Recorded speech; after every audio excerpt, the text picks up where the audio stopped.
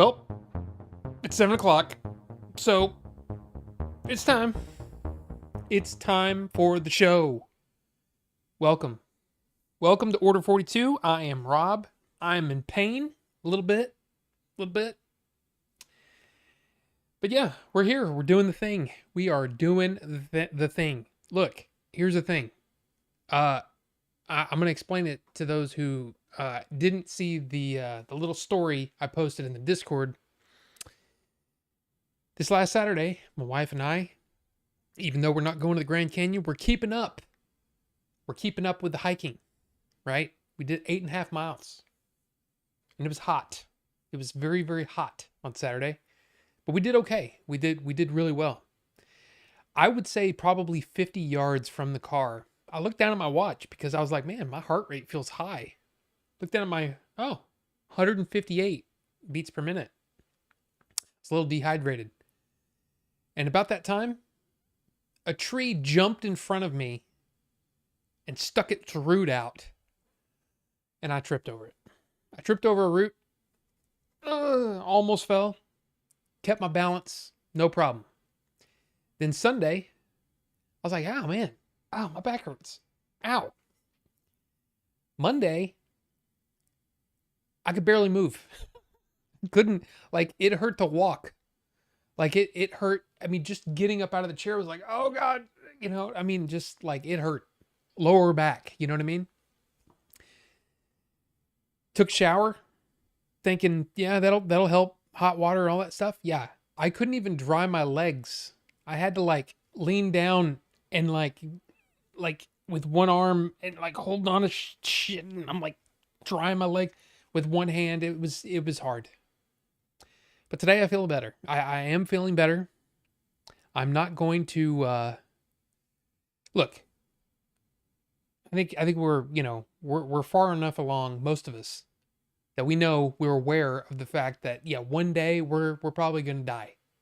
I mean, most likely we're all going to die. But I'm not going to die from this. I'm okay. So it's okay. It's everything's all right. It's good.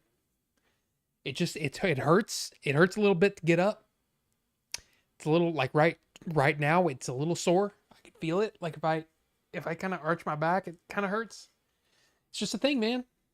It's part of getting old. And it's also because of that stupid tree sticking its root out to trip me. I'm just saying. But hey, ow. That actually hurt. How are you guys doing? Let's check in with you guys. How are you guys? And of course, Starfox first. Woohoo stream, yes. Yes. And look, Robert Rivera is here and welcome. Yes, hi. But also, yeah. We're doing the liquid tasting, and right now there are 3 in the poll right now in the chat. If you haven't voted, now's the time. Now's the time to vote, because we've got up on the chopping block, we got Horde, Apple Strudel. You've got Troll, which is strawberry banana milkshake. And then finally, Rocket Man, which is a toffee pudding. I actually thought of just putting the names, Horde, Troll, Rocket Man, just to see what would happen. But that's not fair, because you don't know what you're voting for. Because there's nothing in those names that mean anything. Like you would, like if you said, what's the flavor of Horde? Would anybody come up with, oh, it's an apple strudel? No. The names don't mean anything. So I put the flavor profile up there so you guys can choose. You guys can make an informed decision, because your vote counts. But only if you vote. You don't vote, well, you don't get the vote. So there you go. So we're going to keep that going and just see what happens right now. Right now we have 4 votes. Strawberry banana milkshake and toffee pudding are tied with 50% of the votes. So you guys got to pick. I mean, if you're going to pick, you might as well pick, and if you pick, then I can try it. And it's going on. I mean, look, it's the old reliable. Man, I got 3 of these tanks. This is the what is this called? The Blaze? Yeah, I have like 3 of these, and in fact, I have 5 tanks going right now. Well, including this one. 2 other Blazes, an intake dual, which are those 4 are all mic vapes. They're mic vapes. They're great. And then the Nightmare RDA from Vapors Cloud. Vapors Cloud. Yeah.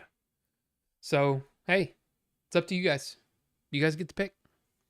But anyway, you've been here for like 5 hours, Stop Alex. Well, hey, I don't know how that's possible since I just put the thing up at like 4:30. So, you know, I don't know. But anyway, yeah, I mean, like I said, feeling okay. Just, a little sore. It's sore. It hurts. And the problem is it's all internal. Like I can't like rub on anything, a muscle and kind of get to loosen up or, it just nothing helps. Really. Took some Tylenol. Took some Advil earlier. That was good. But yeah, that's where we are. But did anybody pay any attention to the San Diego Comic-Con? Because I didn't see a whole lot of news. So we're gonna go over what they announced. And I gotta be honest, meh, not a whole lot at the Comic-Con this year.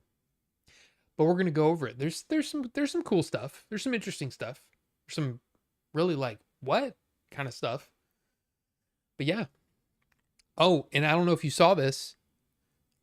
Look, if you're a Kevin Smith fan,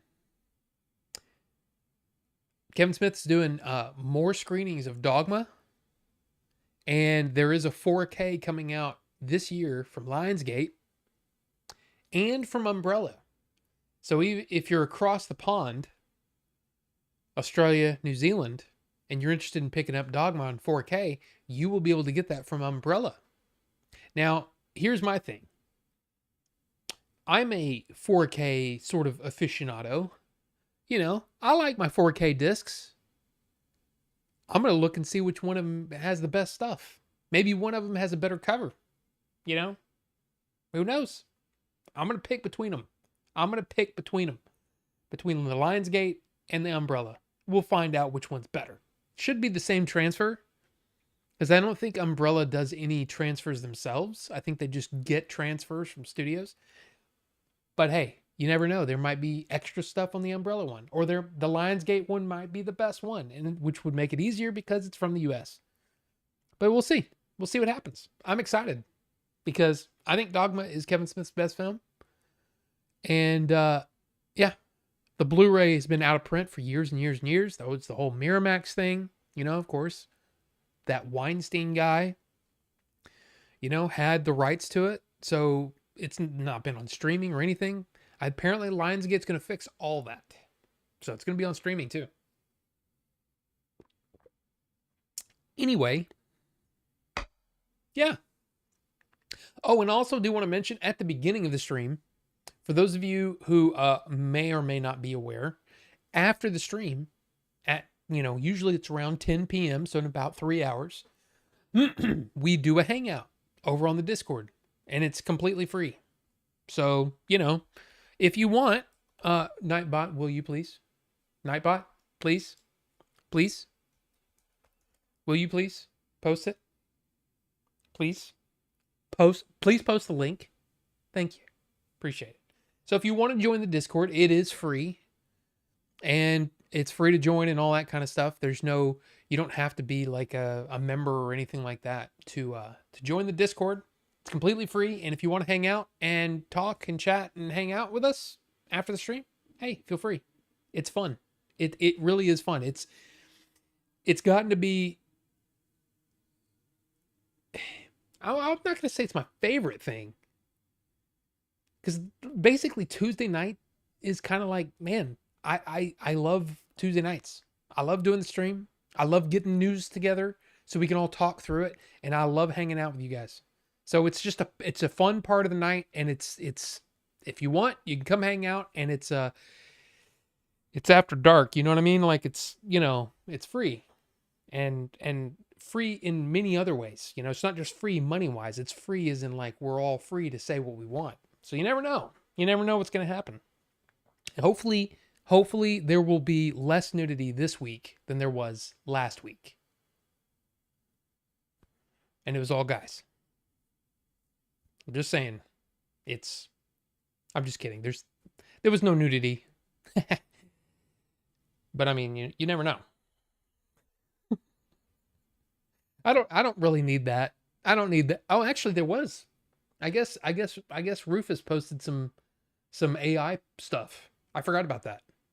I actually forgot about that. And some of it had a little bit. But anyway, you know, if you've got the, you know, the means and the desire, it's there and you don't have to pay any money.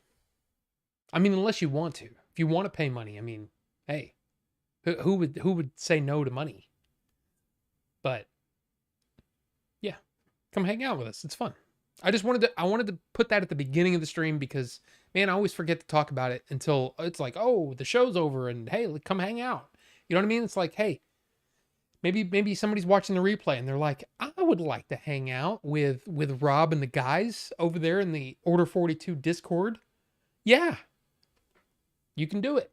And I think if you're watching the replay, I believe the Discord link is in the description. It's in every description of every video, I think. Pretty sure. Hopefully. If not, just, hey, contact me somehow and we'll do it. We'll figure it out.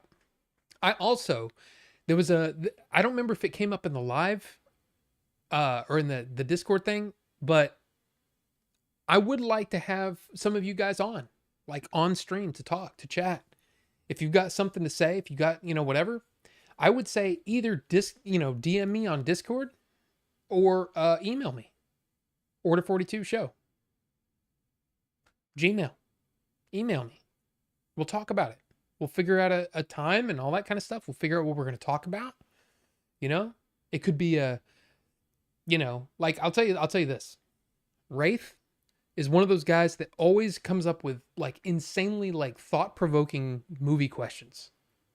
You want to just do that? Cool. We'll do that. You know, like what's your favorite Alan Alda performance? I'd have to think about that. But yeah, sure. We'll talk about it. We'll stream it. We'll talk about it. Of course, you do have to have a camera and all that kind of stuff so we can actually, you know, actually, I don't think even that's necessary.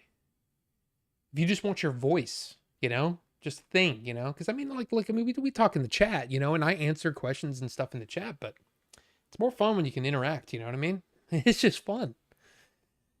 And of course, if you guys have a live stream and you want me on your live stream, we'll chat about something.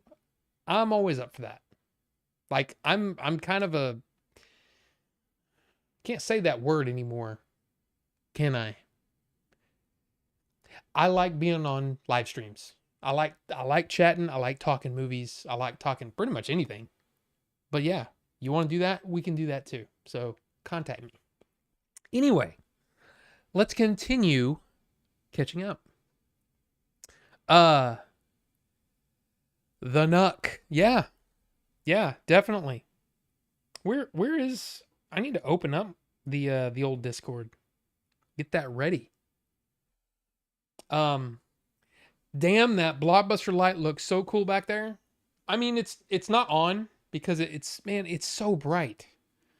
But I figured for right now, it'll be there. What I'm thinking about doing is mounting it about like right about here on the door, because it's not very heavy. You know, it's basically acrylic, so it's not like super heavy. And then I can run the power, you know,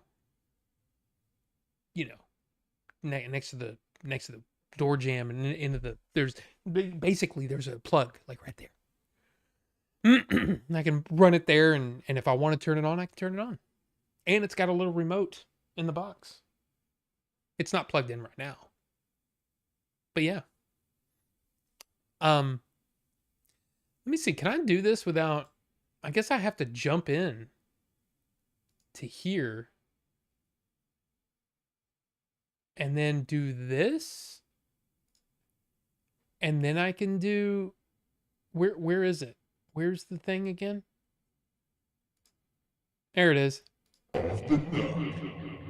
Off the nuck. Okay, I'm gonna jump out of here so I don't, you know. How do I disconnect? Okay. So anyway, yeah. And look, Goblin 1313. Welcome. Welcome to the chat, or to the Discord. Hey, it's fun. It's just fun. So, you know, take that. Anyway, so y'all want toffee, huh? Well, right now, strawberry banana milkshake's winning with 60% of the votes. Only 5 of you voted, but I see there's 8 people in here. So I think there's people in here that haven't voted yet.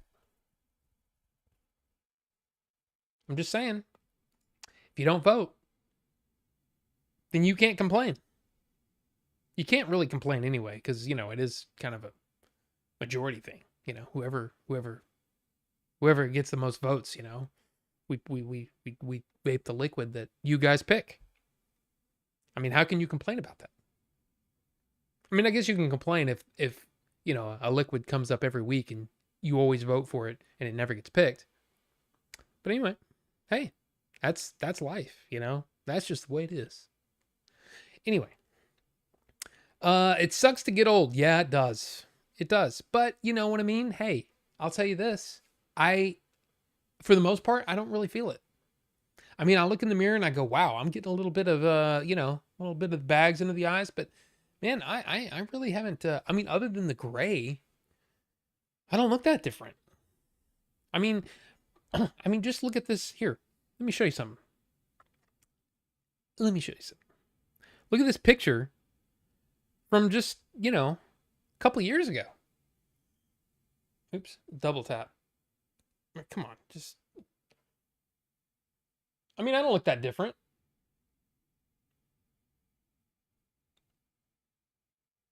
That's not me, actually. Billy sent me this picture. And I'm like, what? Like, who? Like, that looks like, it almost looks like, I thought it was AI. Because it looks like me with deliberate mistakes. Of course, I did have long hair. It was not that long. It only got to about right here. This is definitely, that is some longer hair. Apparently, that's Bear McCreary, the composer.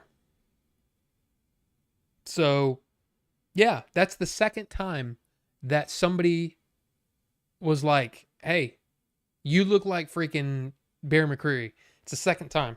Because there's actually a picture of him. If you look him up, Bear McCreary, Stephen Colbert, there's an image of him taking like a selfie with Stephen Colbert. And it looks a lot like me. Like it's creepy. I almost want to, I'll say this. There was a small little window where I probably could have gotten Bear McCreary on this here program. Back when I was doing interviews, I interviewed Scott Christian Sava, who was a director of an animated film that was on Netflix. Well, Bear McCreary is a friend of his, and Bear McCreary did the score for that movie called Animal Crackers. It's an animated film on Netflix, starring John Krasinski, and I think Emily Blunt's part of it too. But it was actually like, I actually liked the movie a lot. I was like, wow, that was really good. And I get to talk to the director? How cool. I should have asked to contact Bear McCreary, but I didn't. And now Bear McCreary's moved on. He's done Walking Dead and freaking Rings of Power and all kinds of stuff. But that picture is from Red Letter Media, because apparently Bear McCreary did the score for the AVGN movie. Small world, man. Small world. But he looks a lot like me. And it would actually be weird to talk to him, because it'd be like, why do we look so much alike? Huh? Why are you running around looking like me? But I have scars and stuff, you know, so it's easy to tell us apart. And I'm not nearly as talented. Actually, I don't know that. Maybe I am. He's just more motivated. I'm pretty sure he's more talented. But anyway, Order 42, After Dark. Boys Gone Wild 24. Late Night 42.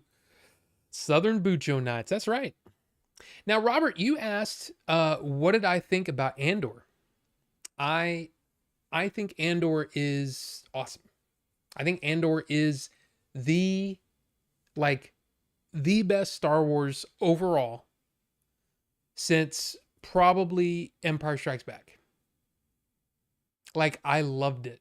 I really, truly loved it. There are parts of Andor that are like, it seems like each season, the first season and second season, kind of start slow, but then it ramps up really fast and then it gets really, really good. To me, Andor is amazing. It's a miracle that something like that got made, that somebody was able to, basically ask for the world and get it, from Lucasfilm and Disney to tell it their own story, a separate story. I mean, sure, you could say, yeah, it's connected to Rogue One, but it truly is a story about rebellion, about how rebellions start. And it literally could have, you take the Star Wars out of it and it would still be a compelling story. It's really, really well done. You could take the Star Wars out of it very easily and write a story just about a revolution, and it would make sense and it would be compelling and awesome. It's great. It's such a good show. I love the all the practical effects. I love the on-set locations, or the, you know what I mean? The actual locations, not a green screen, blue screen / the volume like The Mandalorian is shot with. I love it. I love it, and I think the performances are great. I mean, I think most people would probably say Stellan Skarsgård is probably the highlight of season 1. Genevieve O'Reilly is probably the highlight of season 2, but it is fantastic. And yeah, I have the 4K Steelbook sitting over there, right there, actually. I mean, you can't see it, but it's right there. And when season 2 comes out, I'm going to buy that too. It's the only post saga movies that I purchased. No, that's not true. Wait, I own Rogue One on Blu-ray 3D, actually. I don't own Solo. And I should remedy that, because I think Solo is really good. I enjoyed it. The 4Ks, I have that big Skywalker Saga 4K set, the Blu-ray set from Best Buy. Those were the first 4Ks I bought because I had to have it. It's like, look, I'm not a fan of the sequel trilogy, but I got to have it. But yeah, to me, there's nothing better. I mean, I think it's better than the prequels. I think it's better than Return of the Jedi. I just think it's a better story. But that's just my opinion. There's been a lot, man. Boba Fett, Obi-Wan, Acolyte, Mandalorian, right? Is that all of them? Ahsoka. Forgot about Ahsoka. I think Andor blows all of those out of the water. Like, not even close. Like, Mandalorian's fun, but then it gets very, very, very, very mid, very, very fine. It's just fine. It's not like Andor is like, wow, what great storytelling. And what's funny is, especially now that I've seen the end of Andor season 2 and how it leads into Rogue One, I think those earlier episodes that felt slow now have a lot of context and make more sense. Which is, it's also my argument for why The Last Jedi, man, could have led to something great if Disney hadn't chickened out and fired Colin Trevorrow. Just saying. And you might say, well, Colin Trevorrow is not a very good director. True. Maybe. Maybe true, maybe not. We don't know. All I know is that the decision to basically retcon The Last Jedi and just basically start over and try to cram all this stuff into one movie at the end, that didn't work. It would have been better to continue the story, continue what what the previous movie had, and at least give a conclusion to that story. They didn't do that. They went after the money, as most studios will. Most studios, they don't care about legacy. They don't care if you even like it. All they care about is if it makes money. Anyway, I'll stop ranting about Star Wars. I think Andor's great. That was a very long answer, but I think Andor's great. You cleared 2 entire levels on Donkey Kong Bonanza? Holy crap. I've been playing it too. It is very enjoyable. It reminds me a lot of Astrobot, where it's just, there's something, it just scratches that itch, and it's just fun and effortless to play. Now, I will say, just like every game that I actually enjoy playing, almost every time I sit down and play for an hour, hour and a half, whatever, I will curse and I will yell and I will scream at something that doesn't make sense. Bonanza is it's no exception, because there are a couple of moments where I'm like, what are you doing? Like, why is it climbing? I want to, okay, well, now I'm dead. It's just one of those things. But Astrobot was the same way. So, yes, Robert, I did buy a Switch 2. And again, I'll say this again. I would not have if it wasn't for my wife. My wife wanted a Switch 2 because she and her sister and her mother and niece, they are addicted to Mario Kart. Every single week, at least once a week, they all get together and play Mario Kart and yell and scream at each other, and they have a blast playing. So when the new one was coming out, I was like, we got to get it. We got to get it. So I got one. The only 2 Switch 2 games I've played is Mario Kart World and Bonanza. I hadn't played the Cyberpunk. I didn't get that because I have it on PS5 and still haven't played it. Sorry. But yeah, I like I said before, I like it, but it is definitely a Switch Pro. It doesn't feel quite like a 2. To me, that's just me. Doesn't feel quite like a 2. It feels like a Switch Pro, which is what I've been wanting all along. 4K. I mean, I've been playing Breath of the Wild a lot. But now that Bonanza's here, I've been playing that. So, you a good-looking mofo. Well, Stuff Alks, thank you. And KP Senti, hello. And yeah, that Blockbuster sign is there. And it's, like I said, it's not lit up. It would be like the back of my head's glowing. It's so bright. So bright. Feels like a toot. Hello, Ninjutsu. Welcome. Good to see you. It's okay. You missed the intro. It's fine. It's fine. All I basically said is, hey, vote on your favorite whatever liquid. And my back hurts because I tripped over a tree root.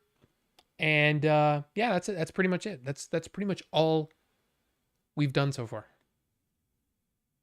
So, but yeah, Robert,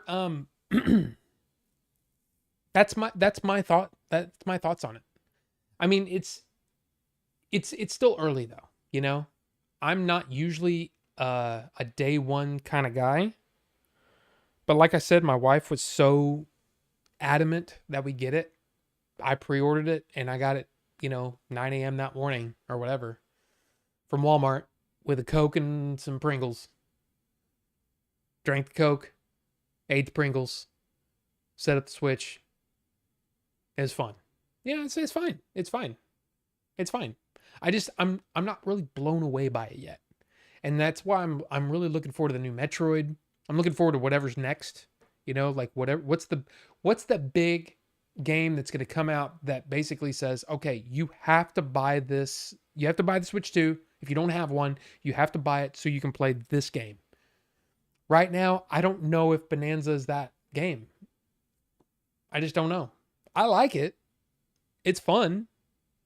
But is it a system seller? I don't know. You tell me. What do you guys think? I mean, it's already sold, you know. I'm pretty sure they've sold like at least 50 of them. Pretty sure. At least 50 Switch 2s have been sold. Maybe 55. I'm not look, I don't know logistics. Or well, I know some rudimentary math, but I'm pretty sure it's at least 55 that they've sold. I could be wrong. Anyway, Cyberpunk is what sold it for me. I don't care if I have it for PC, PS4, PS5, and Xbox. See, yeah, I've had so many people recommend to me Cyberpunk because it scratches that itch that I like. Like, dude, that Tron Ares trailer is exactly my cup of tea.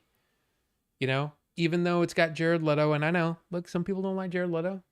I'm not a huge fan of Jared Leto, but it looks amazing, and I want to go see that like right now. Like if they said, "Hey Rob, at 8 o'clock, you know, at your theater that's about 10 minutes from you, we're gonna be showing Tron Ares. You want to see it?" I'd be like, "Hey guys, we're shutting the stream off, and I'll talk to you guys later." Okay, bye. That's what would happen.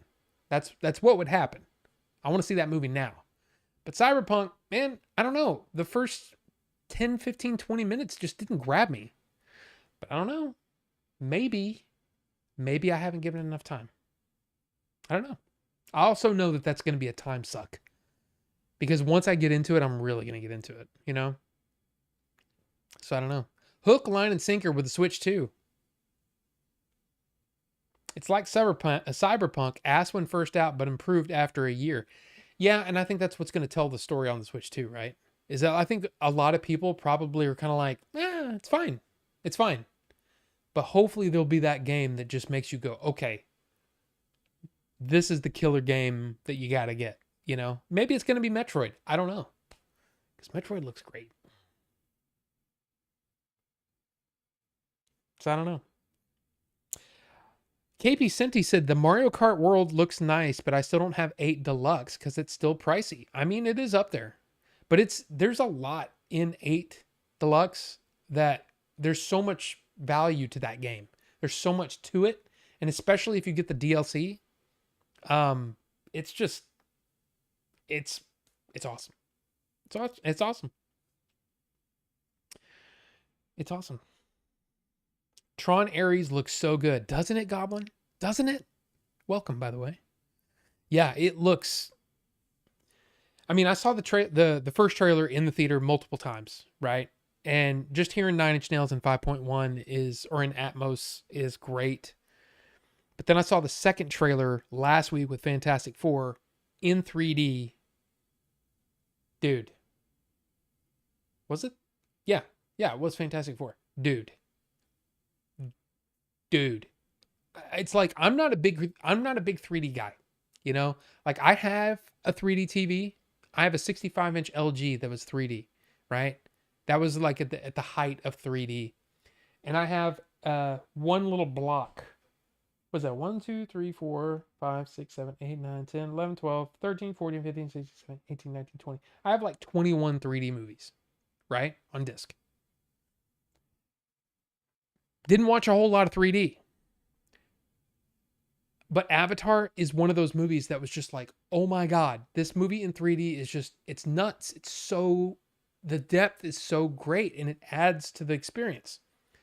Tron looks like it's going to be the same thing. So it's, for me, it's kind of like, damn it. I think I'm going to have to see Tron Ares in 3D. What I might do is, or what I want to do, here's my plan for Tron. Okay, you ready? Here we go. Dolby Cinema. I'm going to go to my Dolby Cinema and I'm going to see it the first time.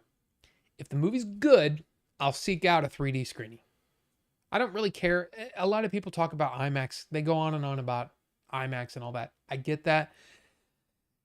I don't care about IMAX as much as sound, man. Sound is more important to me than visuals any day of the week.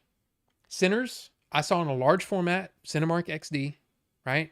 It was perfectly fine. It didn't change aspect ratios. I know a lot of people go on and on. Oh my god, it changed aspect. It's fine, fine.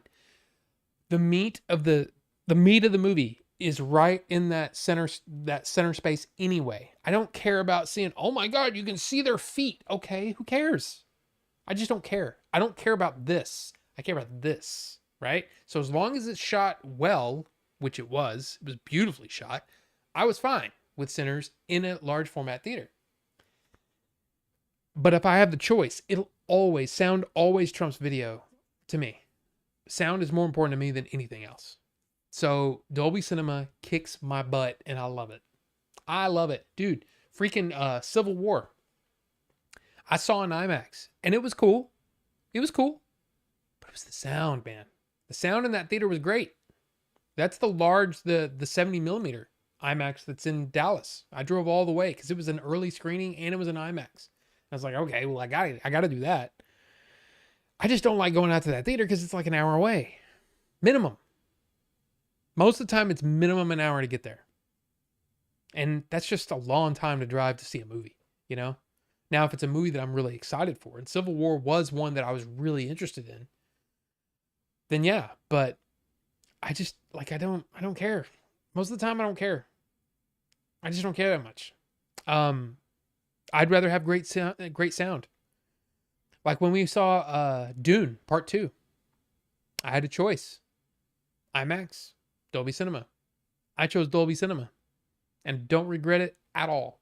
It was so good in Dolby Cinema. So, and then watched it again almost by myself. I think there was only like 5 people. It was like a couple of weeks in during the day and went and watched it again just so I could listen to it again. It's great. Just great. Great. What intro did you do? What intro? The Street Kid and Corpo intro are kind of slow. The Nomad one is a little bit quicker. I have no idea what you're talking about, Stop Hawks. No idea. I don't know what that means. I did, but MK8 on release day. I mean, I can get that. I'm not a big Mortal Kombat guy. Never have been. I mean, Mortal Kombat's cool, but Oh, Cyberpunk. Oh, see, I don't freaking know. I have no idea. It's literally been years since I even turned on Cyberpunk. It's been a long time.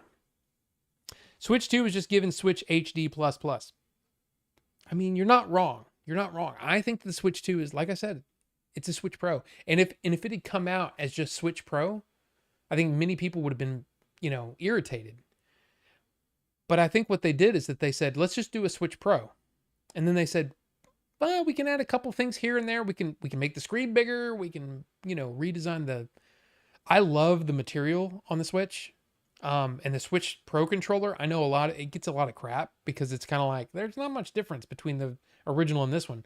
I love the feel of the new Switch Pro controller so much that I'm really glad I got that. It is $85 though. That's expensive, but it's worth it to me. Oh, MK8. Gotcha. I'm sorry. I borrowed 8 Deluxe from the library and I was annoyed that my MK8 save doesn't transfer and I didn't want to replay stuff. Gotcha. I'm sorry. You meant Mario Kart 8, not Mortal Kombat 8. I don't know anything about this stuff. I don't know anything about it. But I got you now. I hope the Nintendo supports Mario Kart World as much as MK8 Deluxe. Freaking 96 levels on that one. I know. And I think that's what a lot of people are kind of not upset, but just kind of like disappointed that for it being Mario Kart World, it doesn't feel huge. It doesn't feel as big to me as Mario Kart 8 does. But at the same time, I'm not that much of a Mario Kart fan, so I don't really care about Mario Kart. It always amazes me how much of a movie fan you are. Well, KP Senti, here's the thing. That's all I had. That's all I had back in the day. I mean, sure, I had an Atari, I had a ColecoVision. I had a ColecoVision, I had an Atari, with just the thing, 2600. But then I got the ColecoVision with the Atari add-on, and I think we ended up giving away our Atari. But yeah, I played a lot of video games, but for me, it was always about the story, and movies scratch that itch in a way that games never could. Now, of course, now it's a little different now. Games have like really involving, engaging stories, but to me, there's no better way to experience a story, in my opinion, And I think that's why I've kind of gotten away from video games a little bit. There's a little bit of distance between me and video games, is because I enjoy the telling of a story. I don't need to play. It's almost like there's some games where I'm just playing through it to get to the story. And in that case, why don't I just, I don't even enjoy playing the game that much. I just enjoy the story. But that's just me. Just saying. So yeah, I'm a movie guy first and foremost. Order 42 is about all the things, but it's mostly movies, which is odd because most of this is books. I always wanted to move the camera from here to here, so then you could see the movies, but I just haven't done that yet. And I still like the way that this looks. I like that there's just a lot going on here. Cyberpunk intros. Yeah, I know what you mean now, but I didn't, like I said, I have no idea. I didn't play it enough. It's like how Nintendo did a whole new 3DS with the exclusive games to that 3DS only. Exactly. That's a good point. Hello, Phil, by the way. I see you. I know, I get what you mean. And it is very much like that, but people don't like, especially after almost 8 years. It was time for them to come out with a new system. But yeah, the Switch 2 Pro is awesome. I love it. People felt the same way about Animal Crossing New Horizons versus New Leaf. New Horizons was supposed to be so big, but it was okay. Sure. I don't know anything about Animal Crossing, at all. Never played it. And Phil, you say that these flavors sound awful. Are you sure? Apple strudel? Strudel doesn't sound good. To me, that's just going to taste like an apple pie. Apple pie is awesome. Strawberry banana milkshake? Are you kidding? That's awesome. Never had a strawberry banana smoothie? Hell yeah, man, they're awesome. Toffee pudding? Come on. That'd be good. Hopefully. I mean, look, all of these are flavors I want to try, but, it's up to you guys. It's all up to you guys. Just waiting on a bunch of servers to come back up as on a late night call here in the UK. I played Mind's Eye. No, just no. And I heard about that game. It's weird. It's like the game that I most would love to play right now. Like the game that I feel I wouldn't be good at it. But the game that intrigues me the most right now is Escape from Tarkov. The PC only game. And I don't have I have an old PC. I'd be terrible at it. Absolutely awful. But that's the kind of game that I like. I like going out and finding stuff and the I guess the anxiety of, am I going to make it out, on this raid and all that kind of stuff. That's a game that I think would be for me, but man, I can't justify spending the money for a PC worthy of Tarkov, because that's all it would be used for. It would literally be like a big console, and I cannot spend that kind of money. Especially with all the other things that What I would like to do before that is upgrade this camera. I want to get the Sony A6400, which is 4K. I mean, does this need to be 4K? No. I still want it. I still want it. I'm sorry. I still want it. I feel that about moving interests. I'm slowly getting back into video game and collecting and slowly fading away from K-pop right now. You know, I still haven't listened. I have your CD over there. I haven't listened to any of that. All I've been doing, look, this week, especially like this last week, man, I watched a lot of movies. 17 movies? 17 movies. Is that right? That can't be right. 14 movies. 14 movies. I watched a lot of movies this week. Hello, Filbert. Good to see you. You watched a lot of Rob. Whoa. Okay. What's going on? 14, that's a lot. Well, when you see what they are, you're going to be like, oh, okay.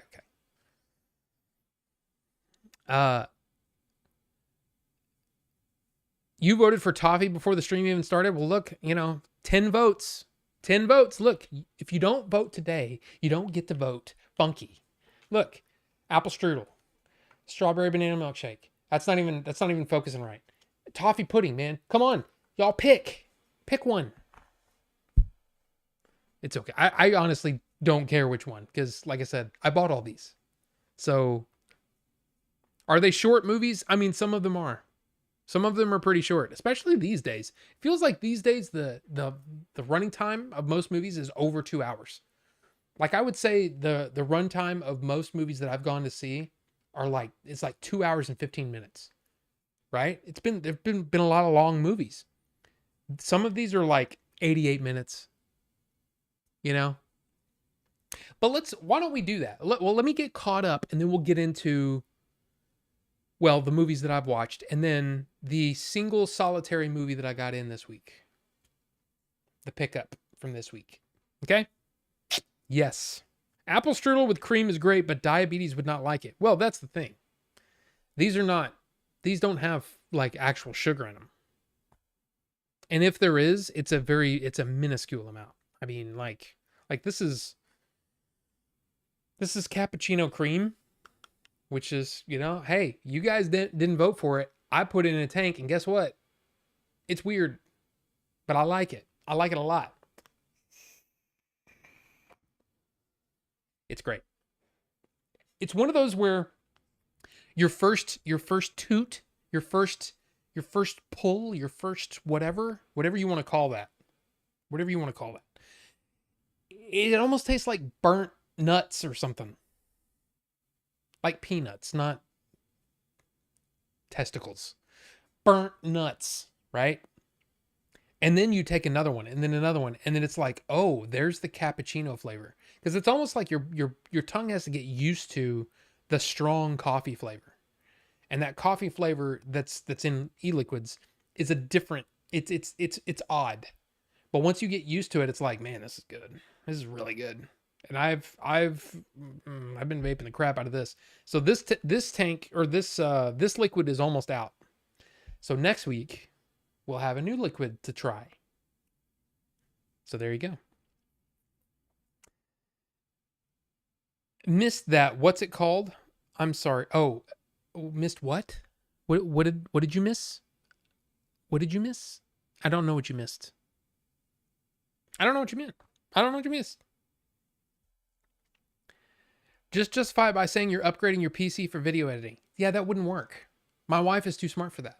Number one. Number two, she knows that this Mac that I have is great for editing because she has a Mac Mini, which is they're very close. And she doesn't do video editing, but she does a lot of stuff on that Mac. She knows how powerful this Mac is. She knows that, and she also knows that, I'm a Mac guy. I'm not a PC guy. So, next big purchase is another cam. And an Insta360. Yeah, see the 360. I mean, dude, I have this now. I've looked at the 360s. I think they're cool. There's some really, really neat stuff that they can do. But man, this does like everything that I want to do and more. You know? It just like I cannot believe some of the shots that I got for while we were at Southeast Game Exchange. It's great. Escape from Tarkov. Oh, okay. Yeah, this looks good. Yeah, it's basically an RPG, but with gunplay. It's extremely like every piece of the gun can be, modified, and it's you have no map, you have no you don't have any radar or anything like that. Somebody can literally be hiding in a bush and kill you in one shot.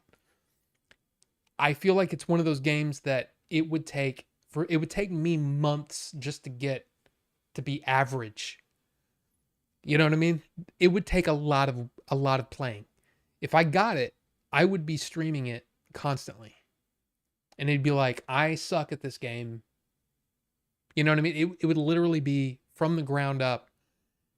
It would be an awful experience to watch. I think I would have like 4 viewers maybe. And most of them would just be laughing at me and telling me how bad I am. But I want to do it. For some reason, I just really want to do it. I really want to play that game. It's like Elden Ring. Like Elden Ring, I look at that and I go, man, that looks awesome. And I know I would be effing terrible. Like it would be so bad for me to play Elden Ring because it's not my kind of game. And I get frustrated pretty easily. I guarantee you my Tarkov streams would be me cursing and running off camera because I'd be so angry. I'd be tilted. I'd have to like walk around a little bit just to come down from my anguish. Like I just got that gun or whatever, because that's what happens. If you die in the raid, you lose everything you have. You lose everything, your armor, your bag, your everything. So it's it can be a very tense game, but a lot of YouTube. Look, I watch a lot of YouTube as well, but yeah. I tell you what, Rob, Fantastic Four really rocketed along, had fun with it. I'm glad you enjoyed it. Like for me, I'm very briefly, I'll tell you, I enjoyed the movie from a standpoint of somebody going, wow, this is technically really well done. I like everything that I'm seeing. CG looks great. Everything's great. But my problem is I'm not attached to these characters.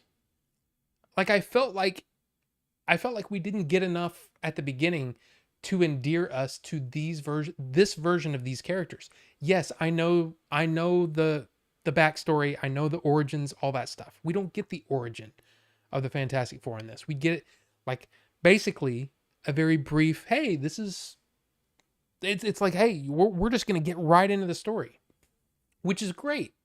Except I didn't feel really endeared to these characters. And that was my big, and for me, that's a big problem. Like if I don't care what's going on because I don't really care about the characters, that's just a thing. But I again, every aspect of that movie is really well done. Acting's great. It looks great. Sounds great. Galactus is awesome. So what do you do with the never voted or never won flavors? Oh, they get vaped eventually at some point. Now, sometimes what happens is, because this is what you don't see, is right here, there is another section right here, all vape stuff. There's a bunch of vape stuff in here. There's 1, 2, 3, 4, 5, 6, 7, 8, 9, 10, 11. There's 11 mods sitting right there. A lot of them are just, they don't have any tanks or anything on them. But I've got I've got way too much vaping stuff that I don't need. But there's probably 30 tanks and RDAs over there. So yeah, I could set up a new one like that.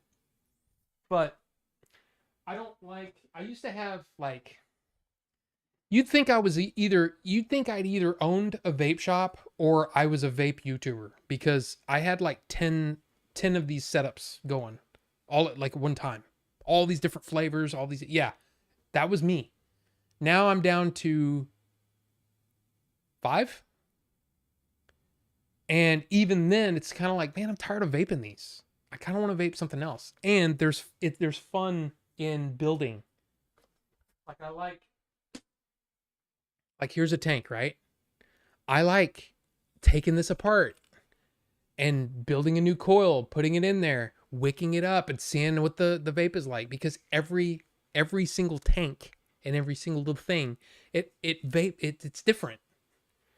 And I like that. And it's fun. It's really fun. It's one of those weird things. I think that's partially why people don't like vaping. As far as like, oh, you need to just vape tobacco flavors so they can taste like butt. You need it. You're enjoying that way too much. There's a hobbyist kind of thing going on. But yeah, man, they get vaped. They just get, you guys don't pick them. I'll just go, okay, well, I've got an extra tank here. I'm using this one. I'll just pick one. And there's like 10 in there right now. And then of course I make my own as well. So yeah. Escape from Tarkov is so fun. Yeah, it looks amazing, but man, I know I would suck. Rob knows our sense of humor as he clarified the type of nuts. Bravo, sir. Well, I mean, I had to, right? Because I know somebody'd be like, oh, he likes nothing. He likes testicles. No. Burnt nuts. As in, like almonds, peanuts, cashews, walnuts. Yeah, the cinematics for Tarkov are so cool. So cool. Burnt nuts. That's right. It's like how my tongue how to get used to the taste of Coca-Cola with coffee drinking. It's super good. I've never done that.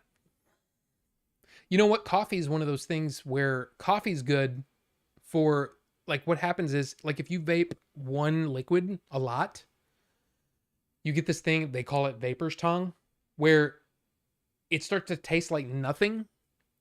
So if you drink some coffee, I don't know what it is, the tannins or whatever that's in it, it basically, it resets your taste buds. So then you can taste your liquid again. It's really odd. There's actually liquids that are made to fight vapor's tongue. But since I'm vaping multiple liquids all the time, I never get it. Ever. It's great. And I don't vape nearly as much as I used to. I say that. I do vape quite a bit. I've got 2 PCs, just buy one of mine. Stop, Alex. I don't need any more things. And I don't need any more hobbies or any more things to distract me from the goal. The goal is I need to get my mind right. I'm either watching movies to learn and to, for knowledge, or I'm writing. That's the goal.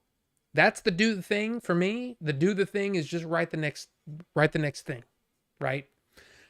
So that's what I'm focused on. Now, what's funny is the last 2 days, Billy and I have been exchanging ideas and adding to the script already. Like, again, like, well, what are we on? Like revision 6 or 7? We keep adding things. And it's like, oh, it'd be really cool as if this happened. Or, you know what we need? At some point in the movie, we need this. And I can tell you one of them. It was something that I thought about today, and it made me go, we need that. We need to talk about that. The difference between going to a video store and going to a, Netflix or any streaming service. How many times have you started watching something and 10 minutes in, you're like, I don't like it. And you click off of it and you move on to something else. That didn't happen with a video store, with movies or like rented games, because the act of physically getting up off the couch, driving to the video store, looking for things, right? You spend time looking for what you want to watch. You look at the back of the box, you read it, you go, oh my God, I think I want to watch this. You take it up to the front, you pay for it, and then you take that home. What happens is it's almost a weird contract that you now have with this movie. Because you've given it, you've paid money for it individually. You spent the time to go get it. You spent time looking and picking out which movie do I want to watch. At that point, there's a contract between you and this thing that you've rented. And you give it more of a shot.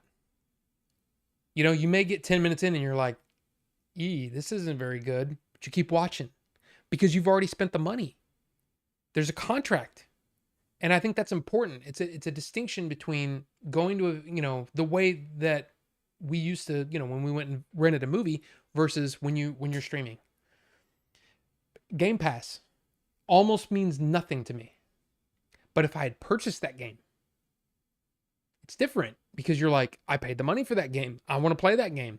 The problem is when they go super cheap, like $5, $7 or what, you know what I mean? Those crazy deals, right? Sometimes I don't even start them up. They're just sitting in my library. And it's because I didn't make that contract with it. It's a different thing. But it's something that I think differentiates the way that we view the content now. But that's just something that we talked about. We said we need to have that in the movie somewhere. But there you go. Excuse me. Just wait 3 years for your subs to stack up and use the YouTube money. I hate to tell you this, Ninjinzu. YouTube is not way to do that. There's not enough money in YouTube for that. At least not for me, because I don't play the algorithm. We've talked about this. I don't play the algorithm. So, honestly, I don't make a lot of money on YouTube. But that's okay. It's not why I do it. I do it because I enjoy it. And it's because it's leading to something. But I've been eyeing that Osmo Pocket 3 or whatever. The small size is so appealing. KP Senti, if you're going to create content, you could do a lot worse. Insta360 to put on our outdoor cat. Okay, Ninjinzu, now you have my attention. Do the thing. I want to see that. Oh, yeah. Point and shoots, man. I mean, they're great, but there is nothing like holding this little guy and having 4K video. It's great, man. It is great. And then you add all the other stuff to it. Man, it's great. You suck at Elden Ring. I know I would suck.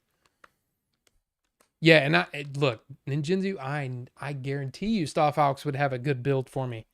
And I'm sure if I said, hey, I want to build me a decent computer for this much money, I'm sure he could build me a badass computer for that. I just can't justify it. I can't justify any of it. Because I know what would happen. I would play the one game and probably rage quit 100 times. It wouldn't be good. And I would waste all that time doing something that is not furthering my goal. My goal is to get the next script done. Hopefully, maybe sold. So, the new PvP mode, the Scav mode, resets in 1 hour and 20. So as a new player, this current season is hard AF. Oh, I know. I've been watching Choco. And I haven't. Landmark's not playing it very much, or at least not now. But I've been watching Choco play a lot, and I love it, dude. And what I like about him is that he's a great player at FPS games, but he's not a Tarkov genius. You know what I mean? Like watching Landmark is like watching. I think we've talked about this. He's like watching Roger Federer play tennis back in the day, where he would just wipe the floor with people, And it's like, it's cool, it's amazing because he's great, but I like the struggle a little bit. I like to watch a streamer struggle. And Choco, I've been subbed to Choco for what, 7 years, 8 years, long time. So I know Choco really well, and watching him get frustrated and all that kind of stuff is fun. I totally get it. For me, I do. It was the second comic I read when I started all those years back. Phil, I get that.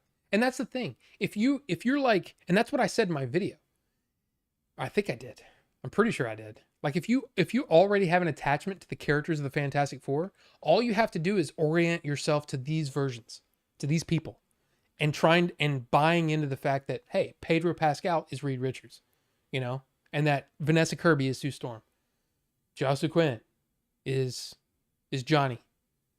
You know what I mean? That's all you have to do. And it would probably be easier if you were a big fan. Maybe that's why I connected to Superman a lot more, because even though they both kind of skip over the origin story and they just kind of jump into the action, I know Superman. So I don't need to see him, yeah, he's baby on Krypton and they send him here and he grows up and I get all that, and maybe that's why. So that's why I don't know. I hope that people that watch my review understand that, man, I really enjoyed the movie, but for me personally, it didn't connect. So, oh, Ninjinzu. Hey, Star Fox, did you see this? Ninjinzu said, I'll buy a setup off of you if you don't want one. Coca-Cola with coffee. Oh, yeah, I remember that, actually. I remember that. Yes, KP Senti. The Coca-Cola with coffee. I forgot about that. They stopped making that, didn't they? Rob, if you want to open a vape shop, I have some name ideas for you. Lung Rangers, Order 42, Cloud Command, Rob's Rebel Puffs, Puff and Stuff Texas, The Vapory of Secrets. That's all I got. Those are pretty good. Yeah. Your movie talk gets me excited. I happen to see extra info on the IMDb page. Didn't realize there was some cast. There was some cast was already on there. Yeah. Interesting, right? It's already, some of that stuff's already on there. I missed the video store experience. Friday nights at Blockbuster. Great days. It's weird. It's like, I understand when there are some people that don't have that attachment to Blockbuster. Maybe they have the attachment to Hollywood or video. What was it? Video.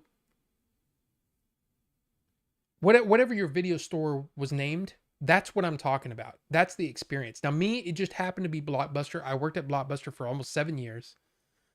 So yeah, that's what I think of when I think of a video store. But that doesn't mean that your mom and pop video store wasn't awesome. It was the same exact thing. And you would make, I mean, if you went there a lot, you would come to know people, you'd see the same people and you might strike up conversations. Then you start talking about movies. Then you start finding out what they like, and they find out what you like. And then, hey, next time you go in, they say, hey, we just got such and such, this movie, man, I think you'd really like it. That's the kind of stuff that I loved about the community of Blockbuster. At least in my community, that's what it ended up being. And there were so many people that we knew and had conversations with. And some Friday nights, some people would just be waiting for the latest movie to get returned, right, in the Dropbox. So they would put their name down and they'd sit there and just wait.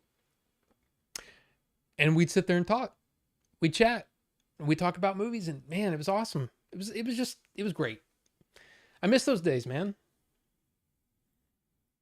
I mean, dude, when we went back to our the Game Chaser episode, in fact, I need to find that episode and link to it and have Nightbot link to it, where I can pull up a command and link to it.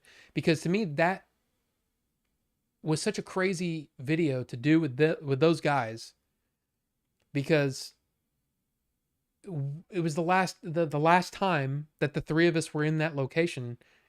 Blockbuster was still around, and it was weird to go in there and actually kind of feel like I was in Blockbuster, but it wasn't Blockbuster. You know what I mean? It was so odd. And I actually got kind of emotional. I didn't start crying or anything, but I actually felt the tears welling up. I was just kind of like, wow, this is where I spent 3 years of my life in this place.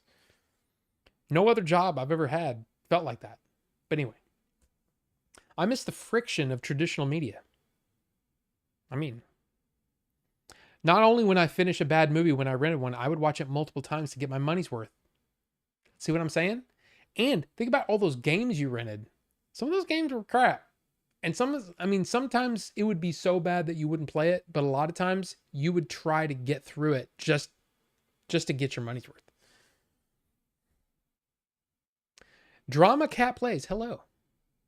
I hate that renting a movie is $20. I'm not spending $60 to rent 3 movies. Oh. Digitally. Yes. Yeah. Well, and what's weird now is that the way that they do it now is that if it's still, maybe it's not completely out of theaters, but it's kind of, it's not ready for its home release. That's what they'll do. Life of Chuck is a great example. As far as I know, it's not playing in theaters anymore. I don't know of a theater around me that's playing it. But now today, starting today, you can rent it digitally for $20. And I'm like, that's crap, man. I'm sorry. That should be $10. And then once it comes out for sale, then it goes down to $6 to rent it. And to me, $6 to rent is not bad. And then over time, it'll drop to like $4 or whatever. But I don't know. I get what you mean. The M4 Mac Mini 16 gig with 256 is on sale at Best Buy for $499. Just stop. I can't. I want to make content, but you know, I'm ignoring the do the thing. Here's the thing though, with creating content, I can understand why somebody might not just say, I'm just going to do it. The thing is, what you do is, you know, at the beginning, you're really trying to focus on pleasing the most amount of people possible. I stopped doing that very early. I basically said, look, I'm just going to make videos that I would want to watch. And hopefully people that also would want to watch, like have the same mindset, will want to watch my videos too. Now, my regular videos don't get that many views. They don't. They just, I mean, yeah, you might say, well, you know, 250 views, that's not bad. That's not great, you know, especially for a channel that's got I have like 3,600 subs. Is that right? It doesn't even matter because I know 3,600 people aren't watching every video. Otherwise, I'd be doing a lot better. They're not watching my videos. So why are they subbed to me? I don't know. I don't understand it. I honestly don't get it. But at the same time, at the beginning, you do want to try to branch out and get as many people watching you as possible.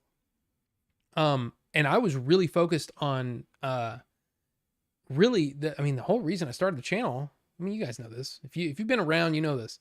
The whole reason I started the channel was to promote Adventures of Game Chasing because I knew that we would not have a huge advertising budget. And that I know that it doesn't matter if you've made the best movie in the world. If nobody knows about it, then it doesn't matter. It's literally like yelling into a hole, you know, or yelling at the Grand Canyon with no one listening. You know, if you cut down a tree in the forest, does the bear take a crap in the woods? How does that go? I'm just trying to say, doesn't matter how good your movie is. If you can't promote it, it doesn't matter. It's literally like not making a movie at all. And that's what was so frustrating. So I started the channel so I could do, you know, interviews with the guys and then they could promote it and all that kind of stuff. And I think that's why my channel grew at the beginning. Then I said, okay, well, the movie's out. Now I can start doing reviews and, you know, hangouts and all that kind of stuff. And yeah, the whole thing's kind of morphed into what it is now. But that's why I started. So you just got to figure out what you want to talk about. And honestly, the more niche your content is, the better. I'm going to make content on this thing. And the more focused you can be, the better your channel will do. Because people will be like, I want to sub for that purpose, you know?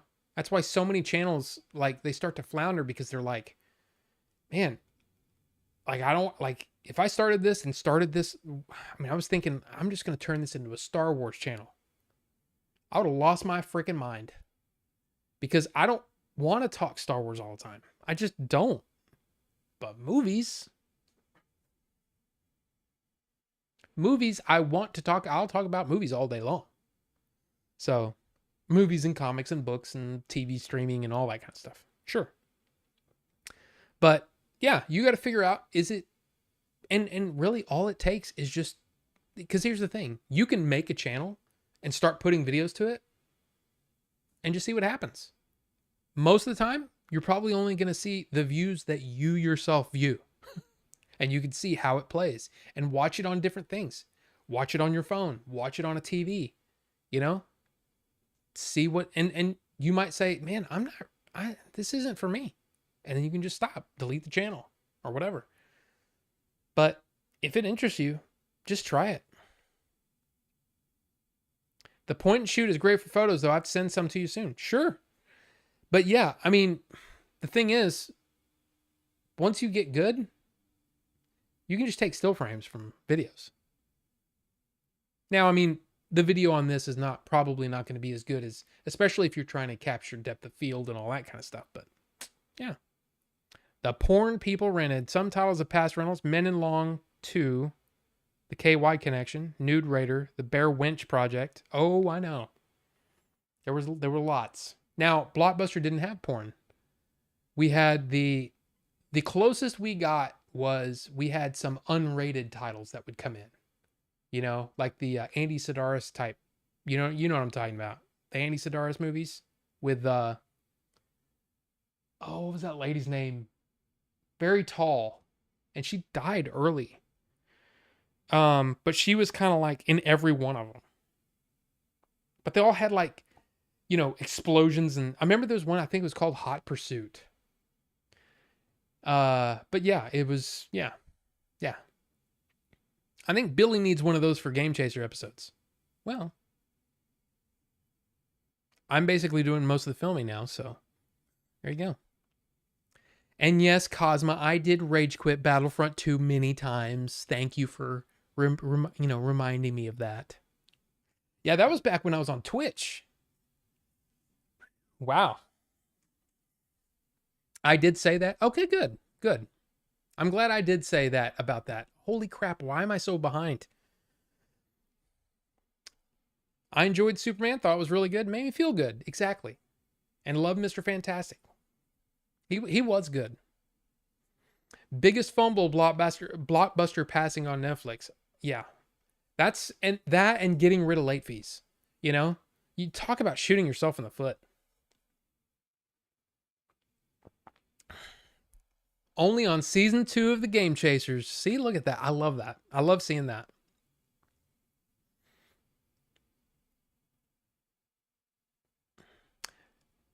That's such good memory to share in reference to Blockbuster. Yes, exactly. Yeah, I mean, I enjoyed it. I feel society, this is Phil talking. I feel society has lost something at the cost of progress. Imagine if someone set off an EMP, most would not know what to do. Yeah. It's weird though, because like the one thing about humans is that we're pretty adaptable pretty quick. And if you keep your wits about you, I think you can get through just about anything. You can adjust to anything. I mean, I literally had my entire life uprooted and changed. Like, there we go. Like that. And it's odd how quickly I adjusted. So, yes, there would be some crazy stuff happen. But I think most people would probably be doing okay. And they would probably ally themselves with people that were good at what they did. You know what I mean? In that kind of situation. You really don't need that M4 Mac Mini. Are you sure, Starfox? Hello, Chris. Welcome. Good to see you. Make sure you vote. Make sure you vote on the thing. Almost bought a PSVR 2. Yeah, and that one, man, that's another one where it's like, where are the games? You know? Great, I mean, amazing hardware, but man, where are the games? I know slightly enough about content creating to get my goals too high. Like once you know more tools in Adobe Premiere, you can't just not ignore it. Well, true, but what you do is start off slow. If you've got Adobe Premiere already, just shoot some stuff. Even if it's just on your phone, just shoot some stuff, throw it into Premiere, edit it, titles, transitions, all those things, put it together and see You may hate that process so much that you're like, I can't do this. And you're like, I'm done. But you won't know if you don't try. And that's why in my opinion, anybody that's looking to do YouTube, that's the first thing you should do is do some test videos. Not for public consumption, not for even putting up on YouTube, just the process of putting together a video. And that first video might take you 2 hours just to get the footage exactly where you want it. Then you go into titling, then you go into transitions and music and all the other stuff that goes into making a video. Then you figure out, okay, what can I do to streamline this? See, now I've gotten to the point now where it used to take me about, I would say about 6 hours to put a video together. But now it's like, I mean, I get home from the movie and I'm usually recording in about 30 minutes because I already know the movie. I type up my little script. I have my script right here on this screen. Start the thing up, and usually I can stop videoing in about another 20 minutes, usually. And then I get into editing. And because I know exactly, I hit all the points that I wanted to hit, all I have to do is cut out the dead spots. And then I throw in trailer stuff, right? On top, I put in my little, hey, subscribe. And then, you know what I mean? And it's an easy process. Usually in about an hour and a half to 2 hours, I can do a video. It all depends on what the subject is. Of course, that includes having to watch a movie too. So like for me, it's different. And like, if I was going to do, like, I still got to figure out what I'm going to do this week.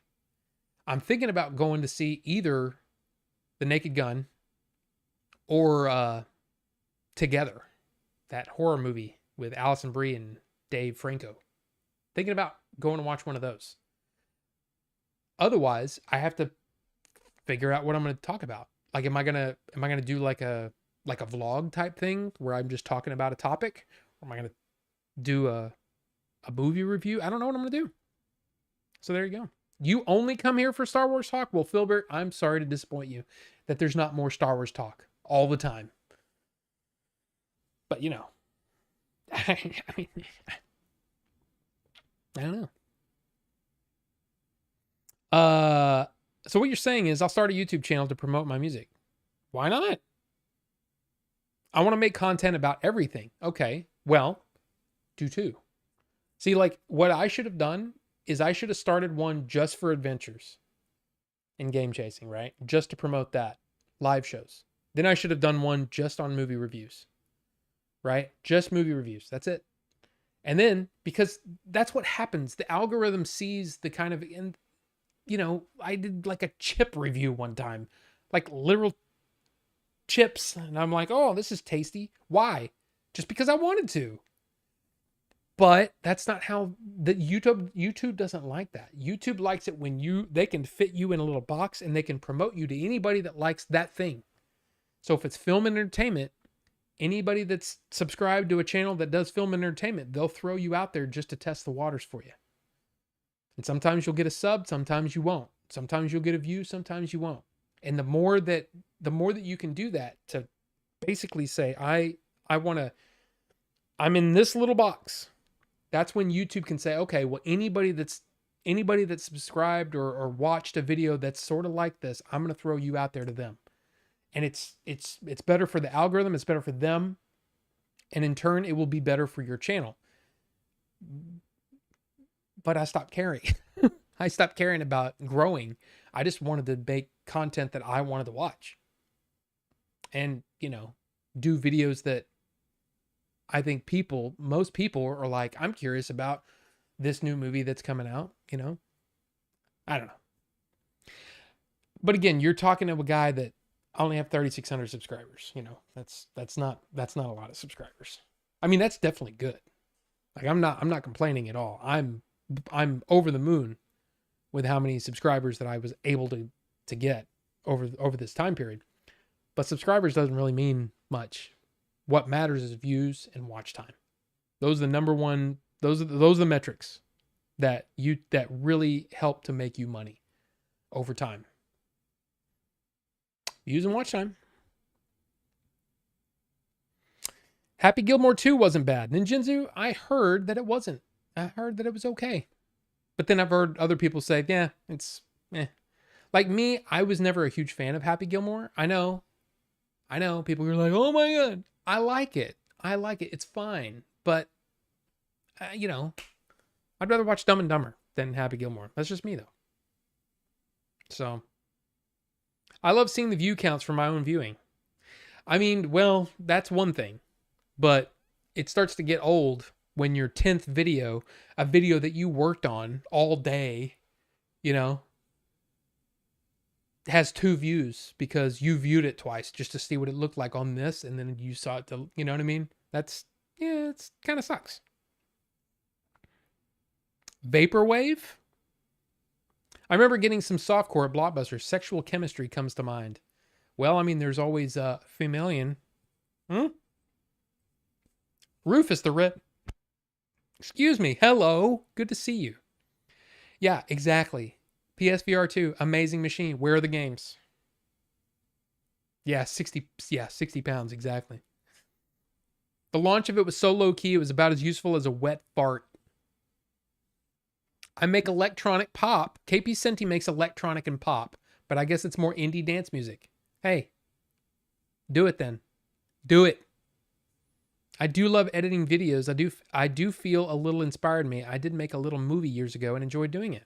1 hour runtime. I was wilding back then. Well, look at you.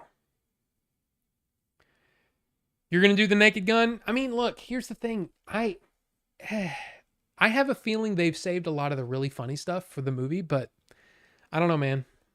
I don't know. What's the controversy with Together? Something about the story being stolen? Yeah, and that's bullcrap anyway. That's, from what I understand, it's basically like, that's like saying, trying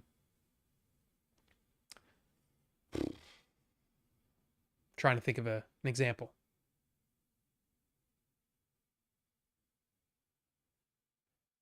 I can't think of a good example. Okay, that's like saying Armageddon and Deep Impact, one should have sued the other because it was about an asteroid hitting the planet. I don't think there's much controversy on that, Goblin. But, I mean, I could be wrong. I could be completely wrong. But I'm pretty sure that the controversy on that is not that big of a thing. It's just like the controversy last year, or was it last year? Late Night with the Devil? When everybody went all up in arms about, oh my God, they used AI to make the movie. Oh my God. Yeah, they used AI to do the little titles that happen between commercial breaks on a TV show, right? The little title cards that come up, more to come, on a late night talk show. Anybody remember those back in the day? Anyway, yeah, they used AI on a couple of those. Big freaking deal. They didn't use AI to write the story. They didn't use AI for the CG or anything. It was literally 2 things, just a couple things that they used AI for, but everybody blew it out of proportion. Bumpers. Good. KP Senti, good. I guess it is a bumper, isn't it? Anyway, yeah, that's crap. And most people just want to get upset about things. And for whatever reason, probably somebody doesn't like Alison Brie or Dave Franco because maybe he's related to James Franco. So let's find out how to torpedo this movie for no reason. How about the, what was it? Godzilla versus Kong? The Snyder Bros wanted to kill that movie because Warner Brothers had the audacity to release that in theaters the same time that they released the Justice League Snyder Cut on HBO Max. You want to torpedo a completely different movie that's not even on HBO Max. You want to torpedo a theatrically released movie because you don't want people thinking about that versus again, it's that kind of stuff that just drives me insane. So, I don't know. How's Billy doing with his basement/studio after it flooded? I know the guys were ripping things out and sorting it. That's still ongoing. Sucks it happened. I have no clue. But I'm pretty sure it has to do with, I'll just say the family has had disagreements on how to do things. And that's the last I heard. And I don't know if and or when anything will happen there, which is a disappointment because I would still love to do that podcast. Just saying. I saw Grown Ups 2 in that movie. Glad I didn't see it back then.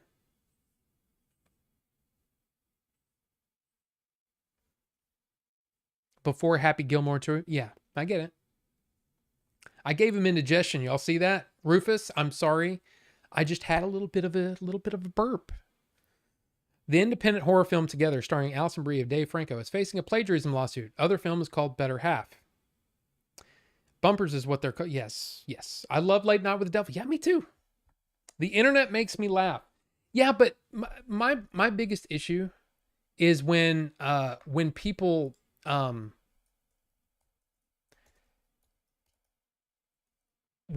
get bent out of shape over one single thing, and it ends up torpedoing a movie or having an effect on a movie's success because of one or two people involved in the production.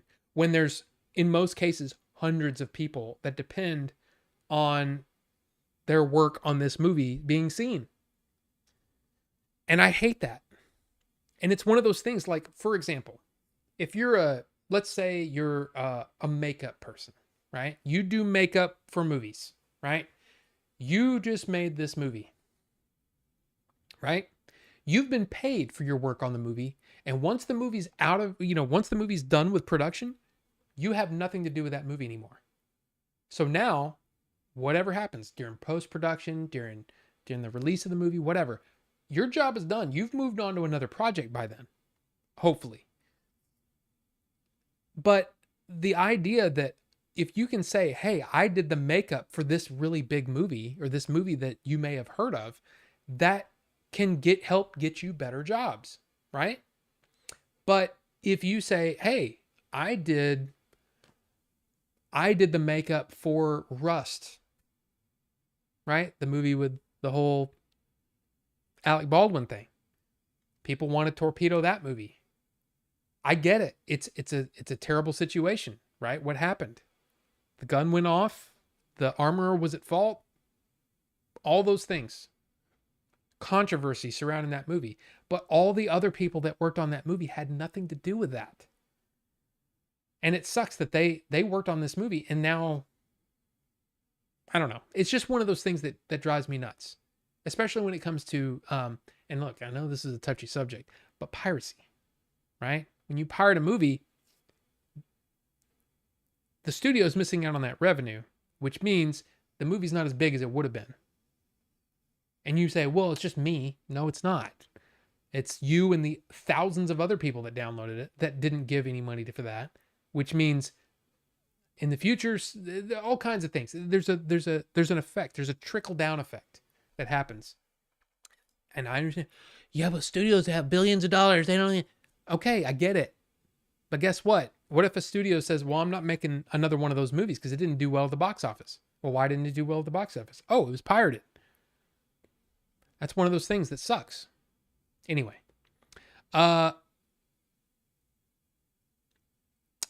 Studio Fest with a blatant ripoff. Both films feature a couple. I don't know if I want to read that because it gets into spoilers.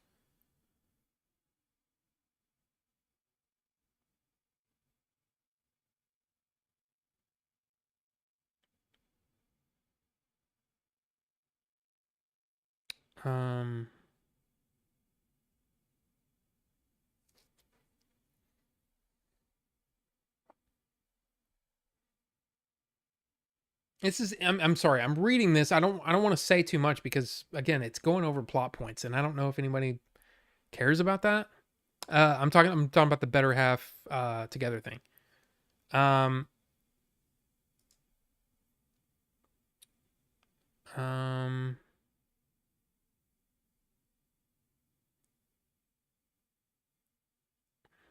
Yeah, there's the use of a specific song that is part of the problem.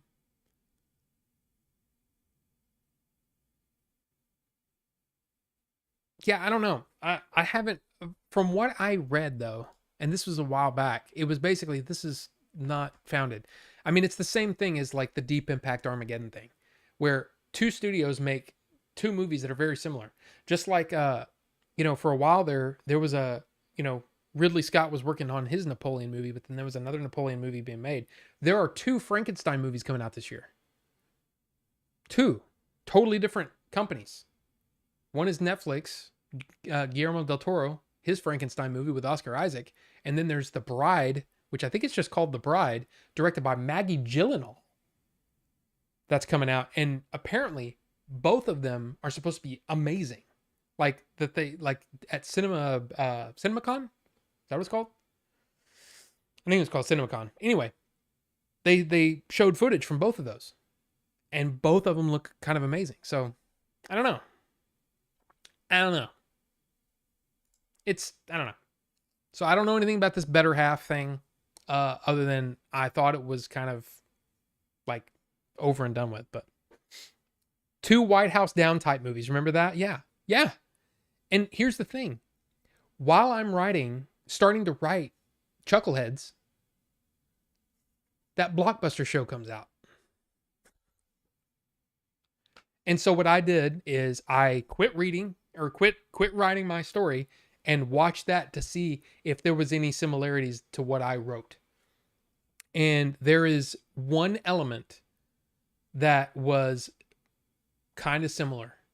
And it kind of made me go, son of a bitch. In fact, there was a joke that is no longer in the movie because we cut this part of the movie out. But there was a joke that I wrote that was very similar to something that happened in that Blockbuster show. Guarantee you,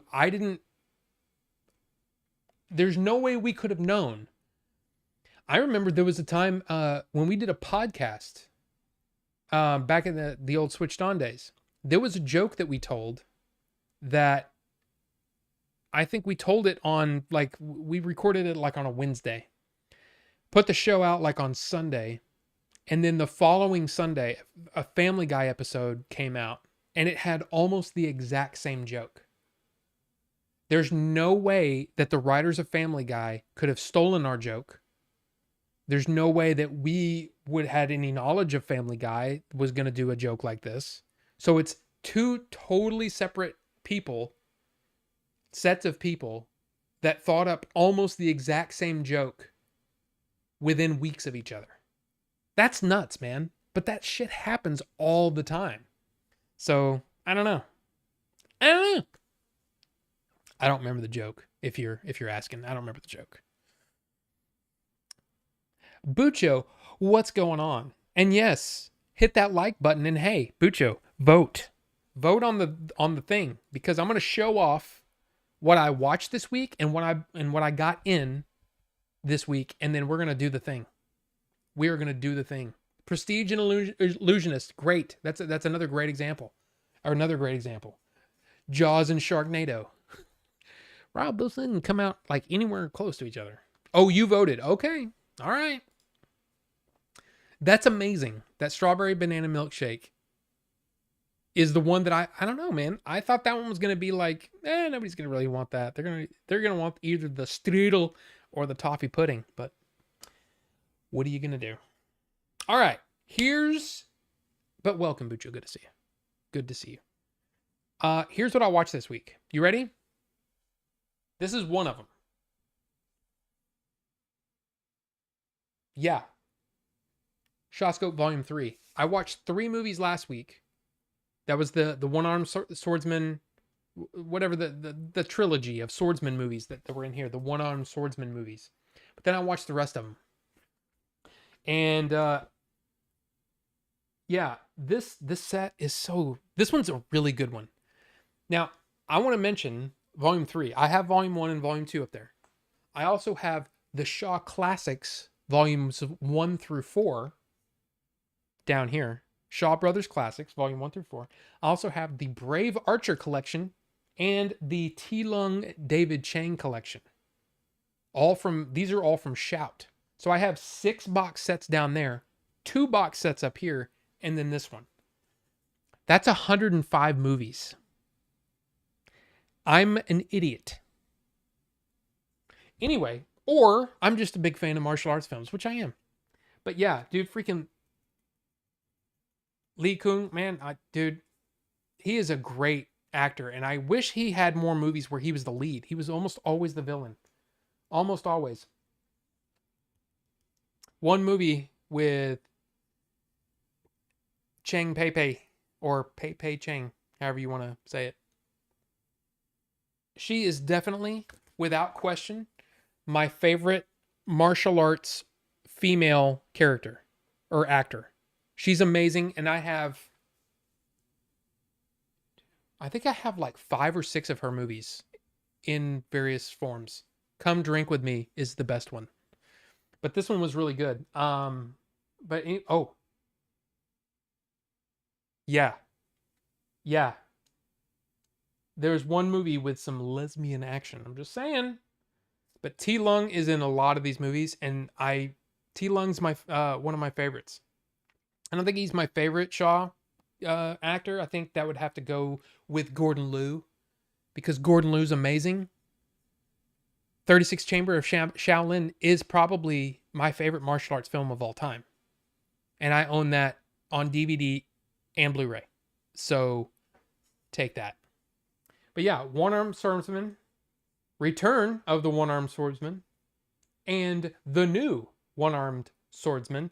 And David Chang is the new One-Armed Swordsman. But T Lung is also in this one. And of course, Ku Fang is in it.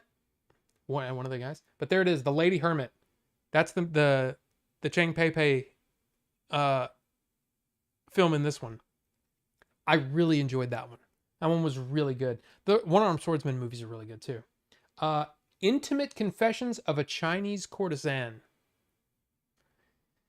I was not expecting all the action in this film. It's actually a pretty good movie though too.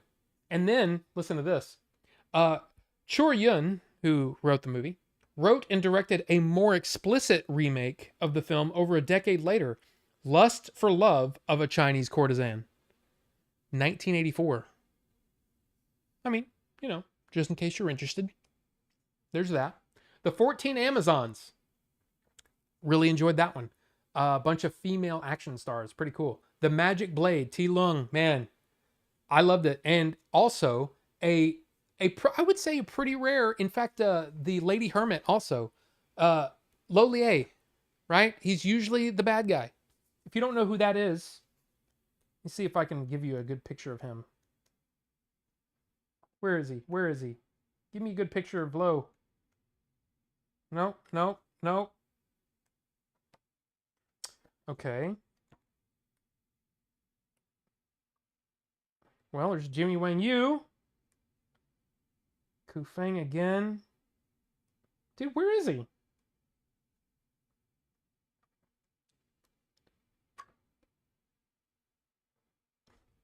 Fine. I'll just give you that picture. That's at the top of the poster, right there. Okay.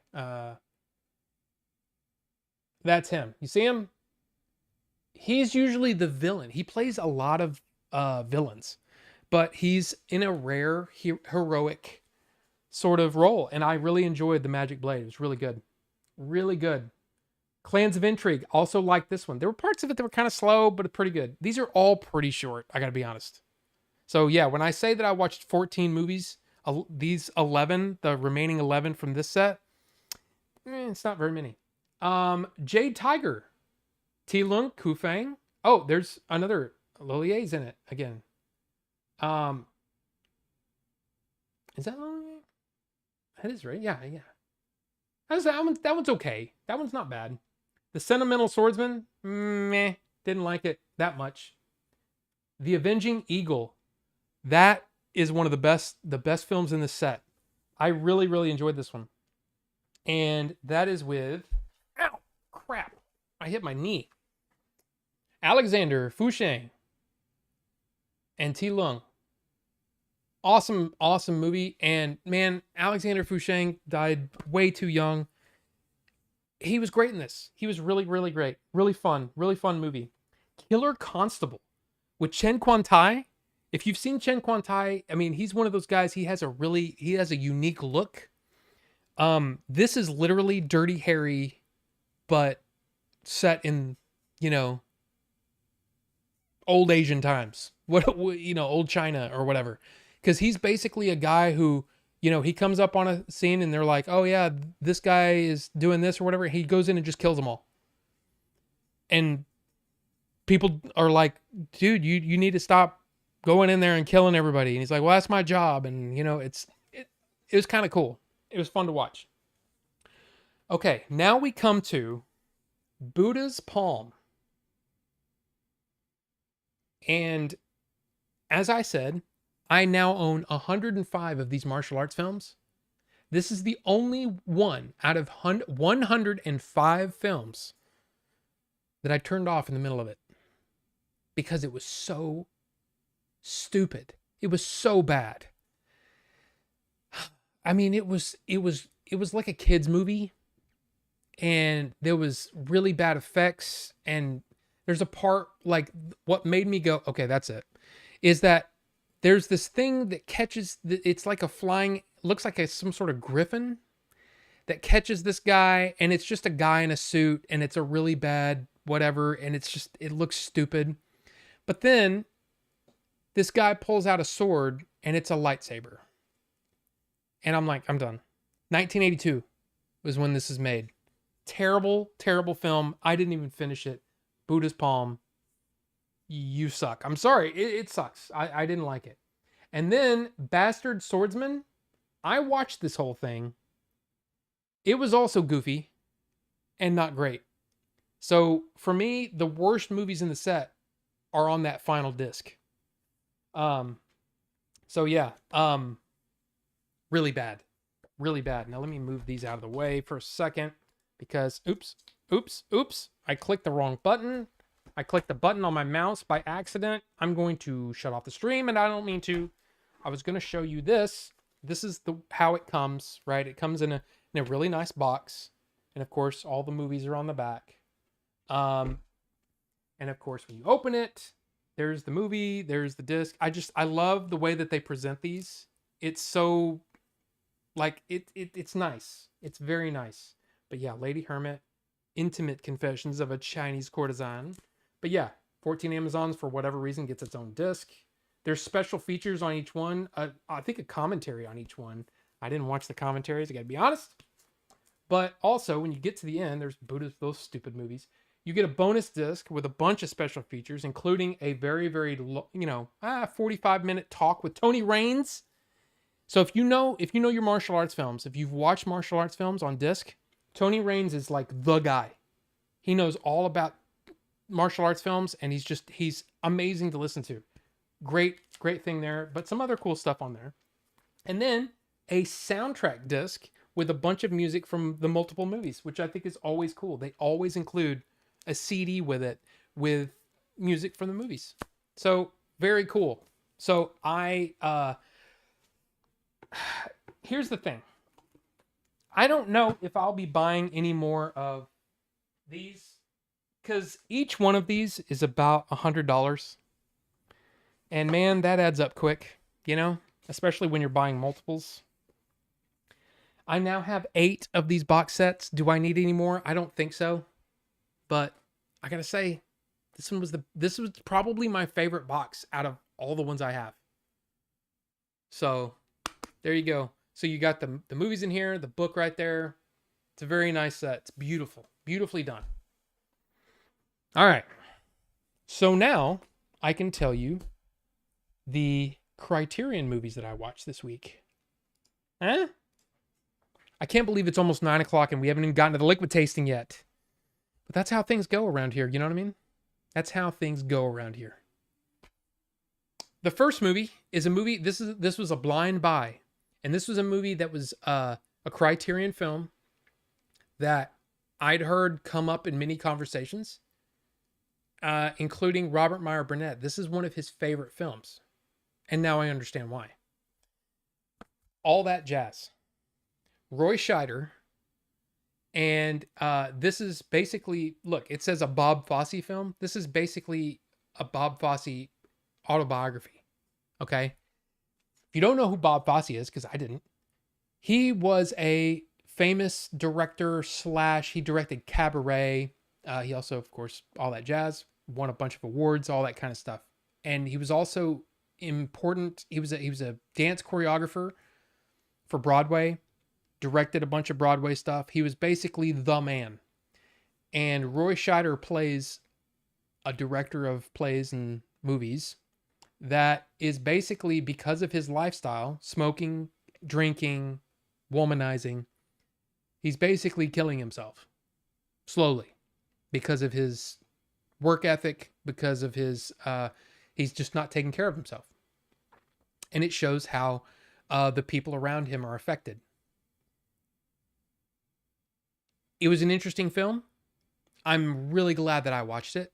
I really enjoyed some of the special features, but there are so many special features on Bob Fosse on here, and I'm like, I don't know if I need any more. So here's one of those. This is one of those movies where I'm like, I'm glad I watched it. I'm even glad that I bought it. I don't know when the next time I'm going to watch this film is. It was really good, but this is not, like, for me, this is not a movie that I need to own. But now I do. So there you go. All that jazz. The next one. Seriously, one of my favorite, I think of this decade, it's got to be in my top 3 of the decade that this came out. In 2007, No Country for Old Men in 4K. If you haven't seen this, you need to. This is like a Western and a film noir, and it's just an amazing movie.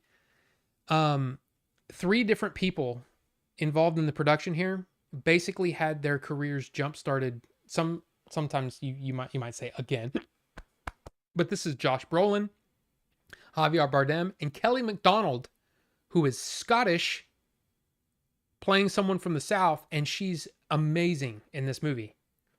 This movie's fantastic. If you haven't seen this movie, put it on your list and watch it immediately because it is amazing. This is also one of those movies that has grown. Every time I watch it, I have more appreciation for it. What a fantastic film. And in 4K, it looks beautiful. This is a great, great disc. If you're interested in No Country for Old Men, if you've seen No Country for Old Men and you're like, I wonder if I should get it in 4K, you should. It's an amazing thing. Lots of great special features. Of course, you get a very nice touch, the 4K and 2 sides of the quarter.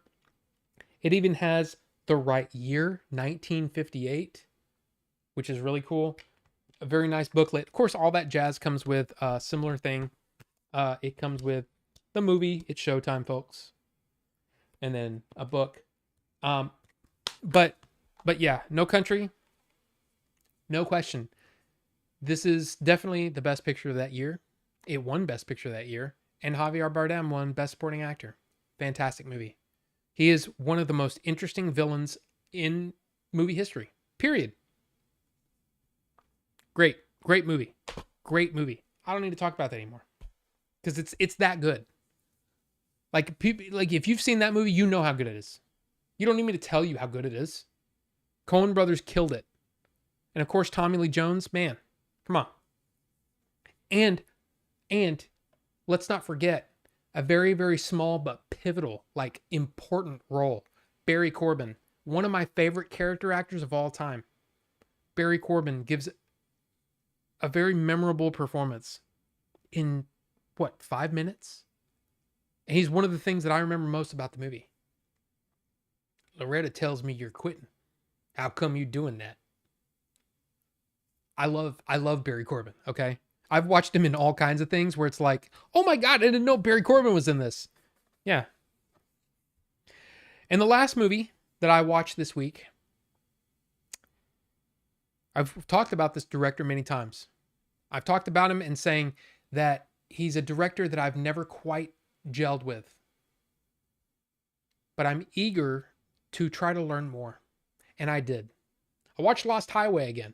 Now, I saw this movie in the theater in 1997 when this movie came out. I was 21 years old when this movie came out. Of course, Trent Reznor's involved with this. Marilyn Manson's in it. I mean, this was like an important movie. Like, I was like, oh, I gotta go see this because, you know, whatever. Of course, there's not a whole lot of Marilyn Manson or Trent in this movie, but it was my first real, what do you call that? I guess exposure to David Lynch was this movie. I still don't understand everything about it. This movie's confusing. It's off-putting in places. But you know what? I will say the special features on this presentation and here, those are the one 4K presented Dolby Vision, one Blu-ray with the film and special features. Pretty as a Picture, The Art of David Lynch, feature-length 97 documentary. I got to tell you, I learned a lot about David Lynch from watching that, and I'm very happy about it. Archival interviews, excerpts from, included is, you usually get a book, right? In here is what did it say? Taken from Chris Rodley's book, Lynch on Lynch. And it's basically an interview in here with David Lynch. Amazing. Really, really, definitely worth reading that. The movie is presented like so. You've got Balthazar Getty there. And you've got Renee? Maybe? And of course, the movie is presented on 4K and Blu-ray. All the special features are on the Blu-ray. Beautifully presented. Beautifully presented. And this is a movie I think most people will, I don't know. Are there people that just absolutely love this movie? I don't know. For me, this is a movie that it's mostly about style. And David Lynch is more about presenting a style to you and a feeling rather than a complete narrative. And maybe I'm wrong and off base by saying that, but I feel like that's mostly what David Lynch does. He did. Unfortunately, he did pass away recently. It's more about the feeling, and he wants to elicit a response from you.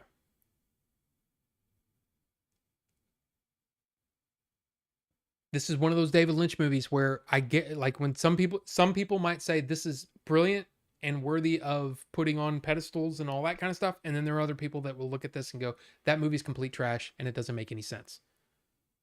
I remember I read Roger Ebert's review. He gave it 2 stars out of 4. And he said that he watched it twice and still didn't know what was going on. So there you go.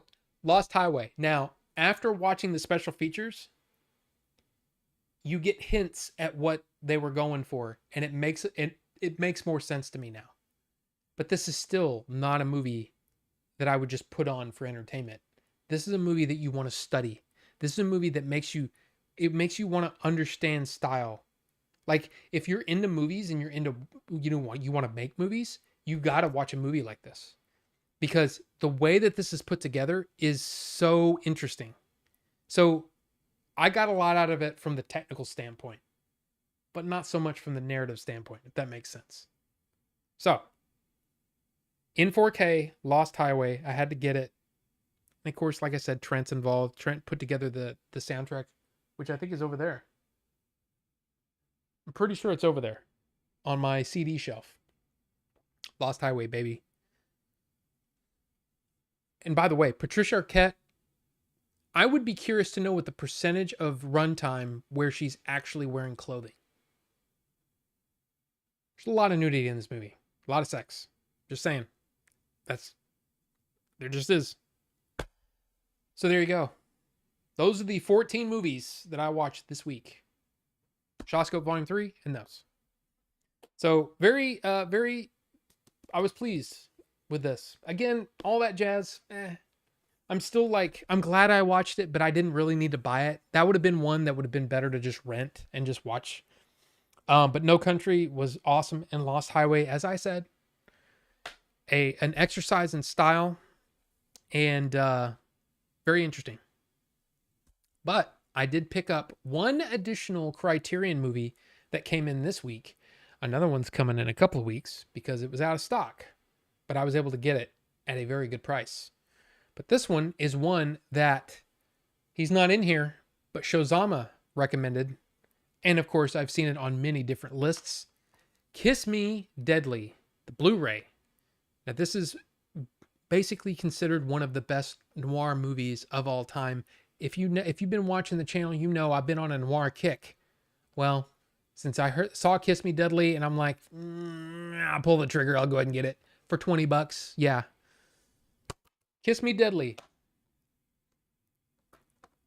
And it sounds like it's loose in there, so I'm going to go ahead and open this up and make sure that the disc isn't, because that would suck.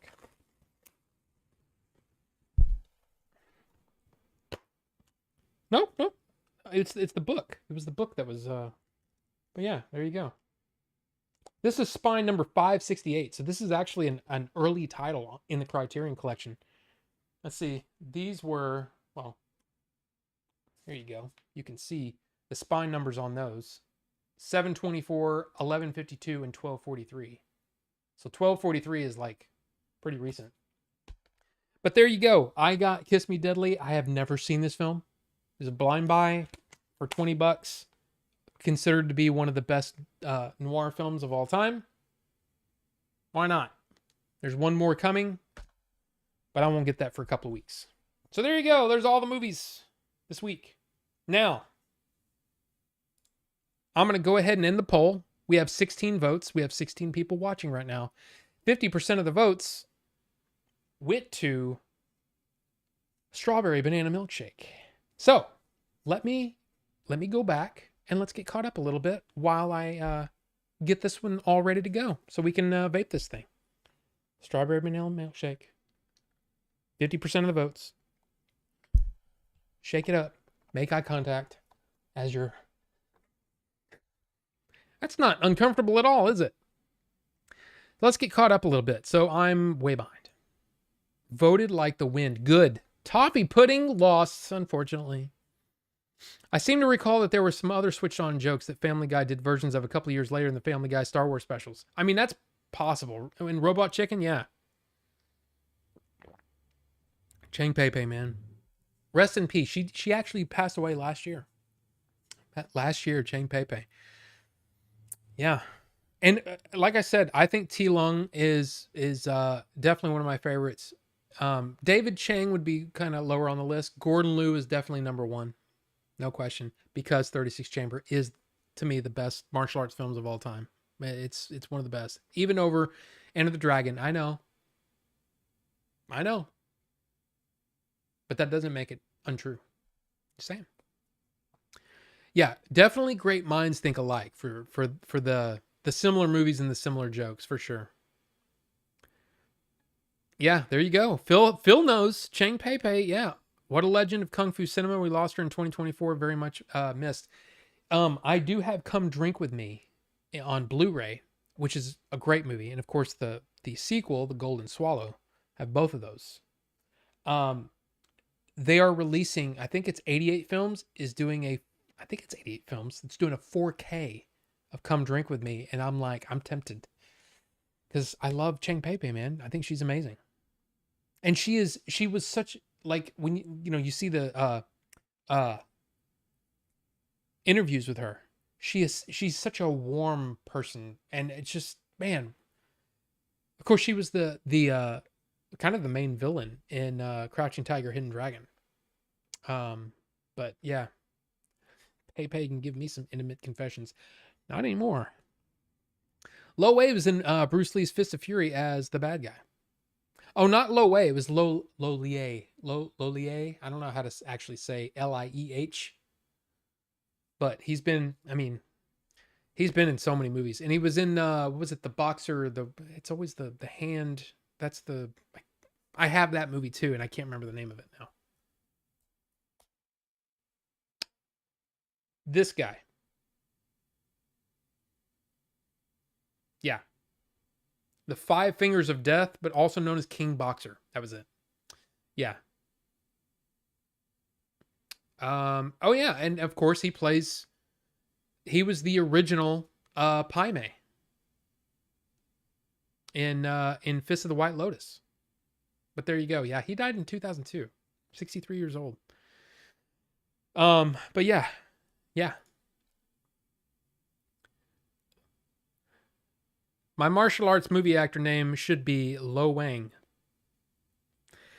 I only have volume 1 and volume 2 of those sets. Picking up the third later this year. Must have if you love Hong Kong action movies. I know, I love them. Slades, what is going on? Have you ever seen the acting exercise video where the one guy says, "I'm the Joker, baby"? Sorry for the random question. I just saw it again and it just gives me a chuckle every time. I don't think so. Oh yeah, Ben Vereen was in All That Jazz. Yes. And Phil, you're not wrong about all the yes. There was a lot of that. Robert, you went to SDCC and didn't buy me Ectoglow figures? Unsubscribed. I didn't go to SDCC. I didn't go. I just wanted to talk about it. I heard someone from Texas once say Kelly McDonald's accent in No Country for Old Men isn't simply South. She's so good she actually has a fairly specific identifiable Texas accent. I don't know about that. She just has a really good Texas accent. And the thing is I couldn't tell you locations of accents because I'm from Texas. In Dallas, Fort Worth, we don't. I mean, some people kind of have a little twang to what they say, but me, I shed all that long time ago. Where did you come from? Where did you go? Where did you come from, Cotton Eye Joe? Yeah, I shed that a long time ago. So yeah. The Coens have one of the strongest filmographies of all time, and Uncountry is so dang good it stands out even among those. That insanely top-notch body of work. Yes. Yeah.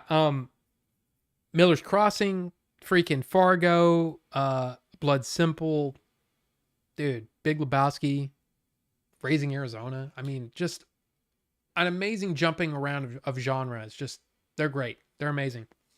Burn After Reading. David Lynch didn't know what it was about. Bless the late soul. My first Lynch exposure was Twin Peaks. I had no idea what was going on. Well, Twin Peaks is on the agenda next because I have that Twin Peaks from Z to A. I'm starting that journey this week.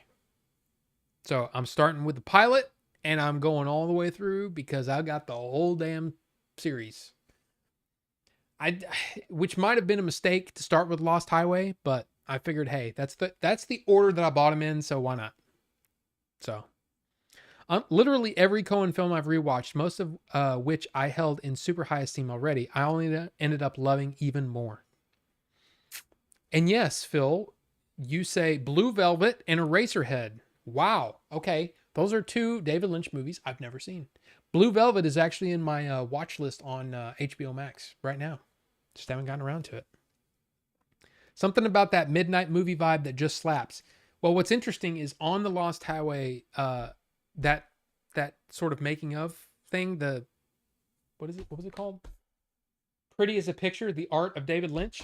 They talk a lot about Eraserhead. And I saw many clips from Eraserhead and I look at it and I go, that does not look like it's for me. Like I would be frustrated by that one. Blue Velvet is already going to be a challenge for me because I already don't vibe with David Lynch very well. But going back to what appears to be almost like a student film, I don't know about that one. I don't know about that one. All right. Almost caught up. Coen Brothers. Oh, Chang Pei Pei appreciated her fans. She loved younger people, found her old movies genuinely great lady and will be missed. I am so irritated that I never saw a Chang Pei Pei movie until late last year after she had already died.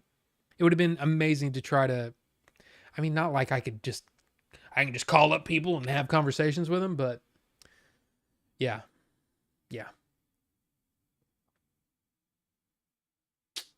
I don't know. Big Lebowski is Rufus's favorite Coen Brothers movie. I mean, look, I love that movie. 5 Shaolin Masters. I like that one. And Dragons Forever. I'm pretty sure I have both of those. Dude, again, I've watched 105 martial arts films like in the last year. That's nuts.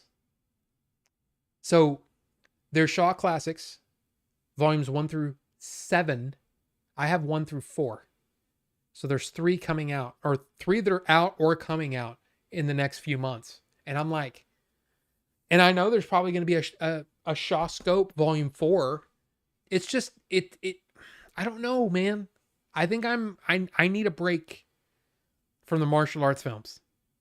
So why not, get into Twin Peaks? Okay, sorry. I've lived in the South so long that I accidentally got a twang. Do you? Strawberry banana milkshake. It smells divine is what it smells like. Off the nuck. You ready?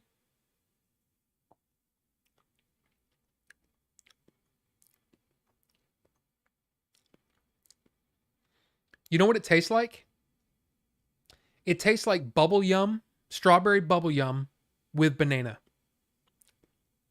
I don't get any cream off of the nuck, but we shall see. So here we go. We get it on here. Get a little bit of liquid on here, on this side. Let it soak in, because that's what you got to do. Should I do a Texas accent for the rest of the show? I could do that. See, most people that I hear, this is about as much as you get. Now, of course, when you get out there in the middle of, whatever, yeah, it gets thicker and thicker. But if anybody has an accent, usually it's pretty light. But there's that. Now, here, let's get up close, shall we? Come on, there you go. Now we can do some dripping. Here we go. Right on top. And look at that. Look at that, just, yeah. That's a lot of vapor. I'm going to turn the fan on high, because that's a lot of vapor. I mean, it smells amazing. It smells amazing. So this should be, like, absolutely banging. Screw that on. Take the top off. Little bit of, and it's super clear. I love that. I love a super clear liquid. Typically, a clear liquid means less sweetener, because the more sweetener it is, the more it'll gunk up the coils, which is not good. It just means you have to clean them out, rewick longer. But there you go. Troll strawberry banana milkshake that you guys picked. 50% of you picked. Off the Nuck should be my... If I was going to do a vape channel, it should be called Off the Nuck. But here you go. Wraith. Welcome, Wraith. Good to see you. Here we go. Strawberry banana milkshake.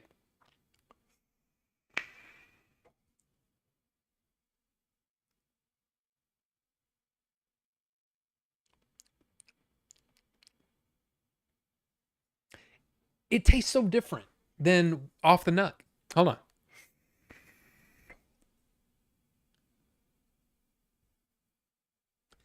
The bubble yumness is almost like not there.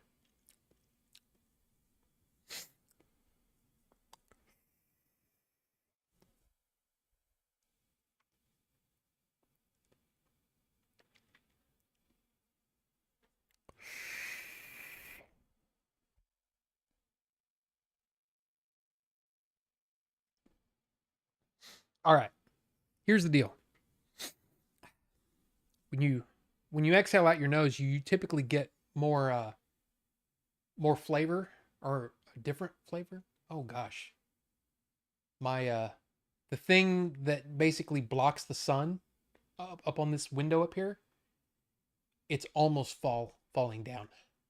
It's liable to fall off in the middle of a stream or something if I don't fix that at some point.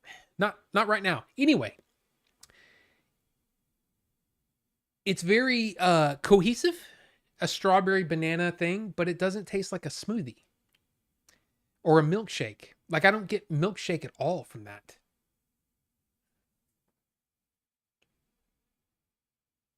I need to not vape anymore for a second.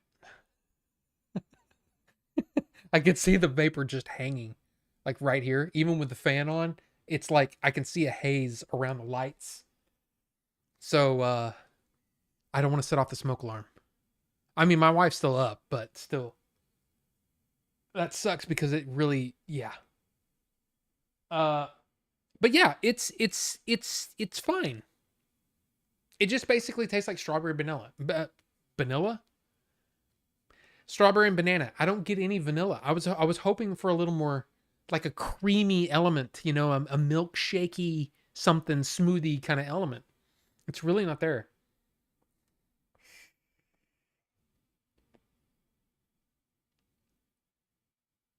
It just basically tastes like strawberry banana, which is good. It's good. It's good, but it's just not. It's not what it says. It says milkshake. I mean, it literally says milkshake on it. I get the strawberry banana. I don't get the milkshake. So I don't know. And look, that's a thing. You see that down there? July 10th. That's when it was made. In some cases, these will get deeper in flavor the longer they sit. So maybe this is one that I should just not vape for a bit. And I'm talking about like a week. Like constantly let it aerate a little bit, and maybe the milky flavors will come through later. I don't know. For now, it's good. It's fine. But I mean, I have strawberry and banana flavorings in there. I could probably make this exact flavor just like this. I don't know. It's good. It's really good. But it's just I was hoping for more milkshake. Does it bring any boys to the yard? No.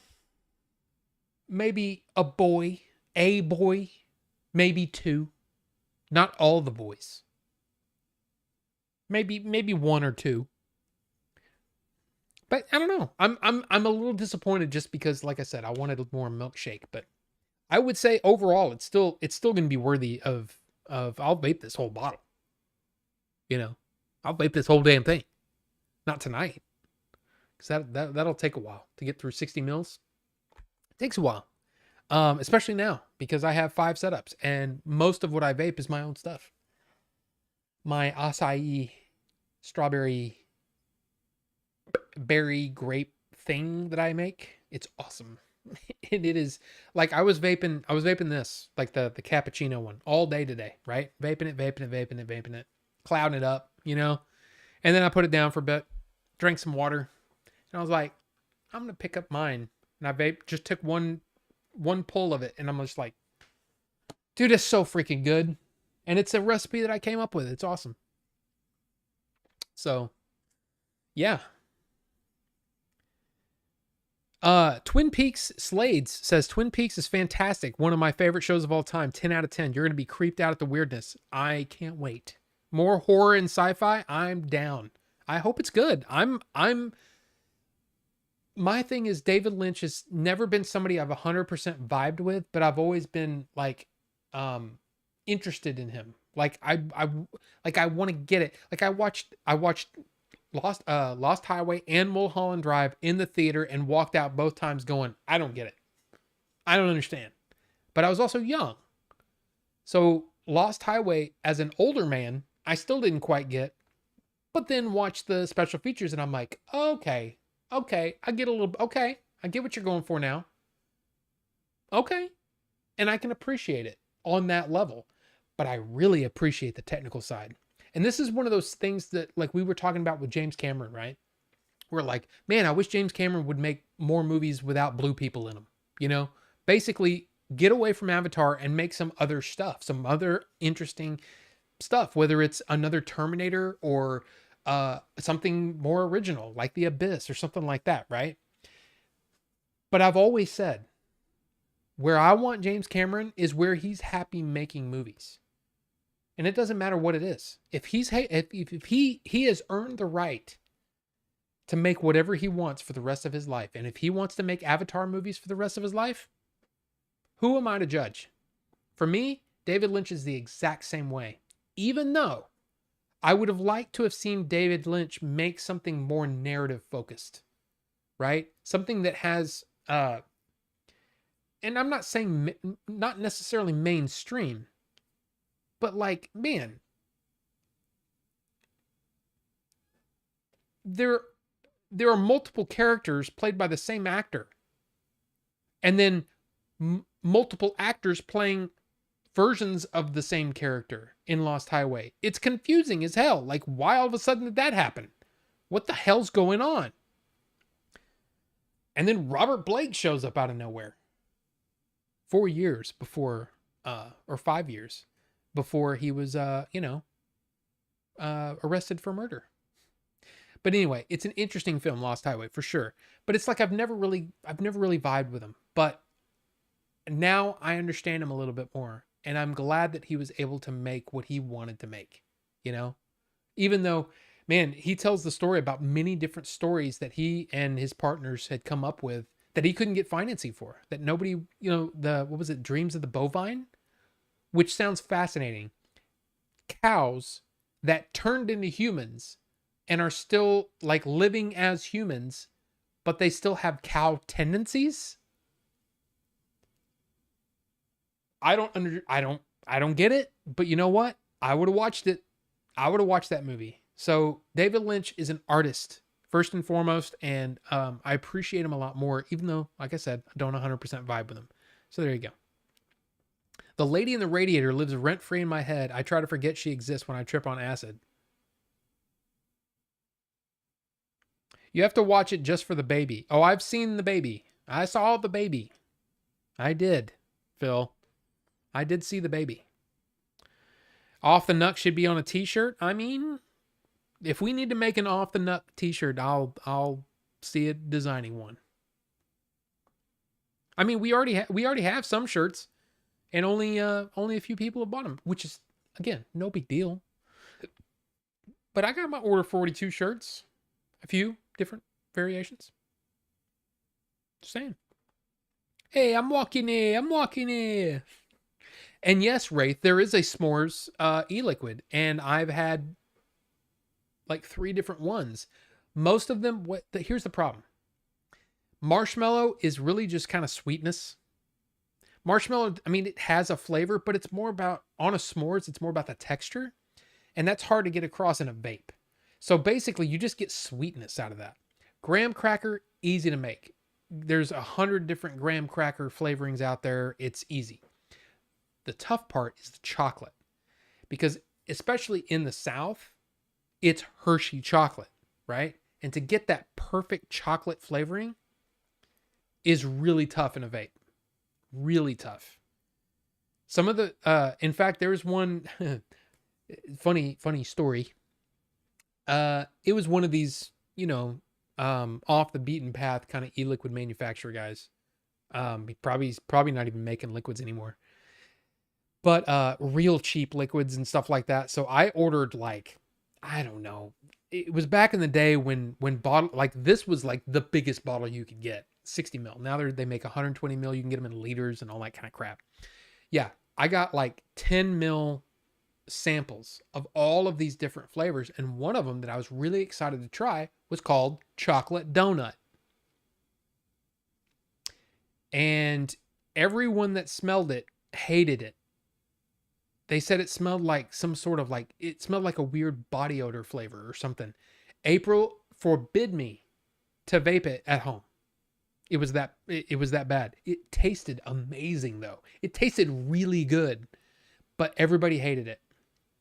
I vaped it one time at work and they complained. They complained to me and they were like, "You need to not vape that here." And I said, "Okay, I'll take it outside." Because this is back in the day. Again, I was working at, a company that worked with Apple. I can say that now. Anyway, they allowed me to vape in there. They said, yeah, as long as you're not setting off the smoke alarms, we don't care. And so what I would do is I would, take some sort of cloth. You've seen me do that.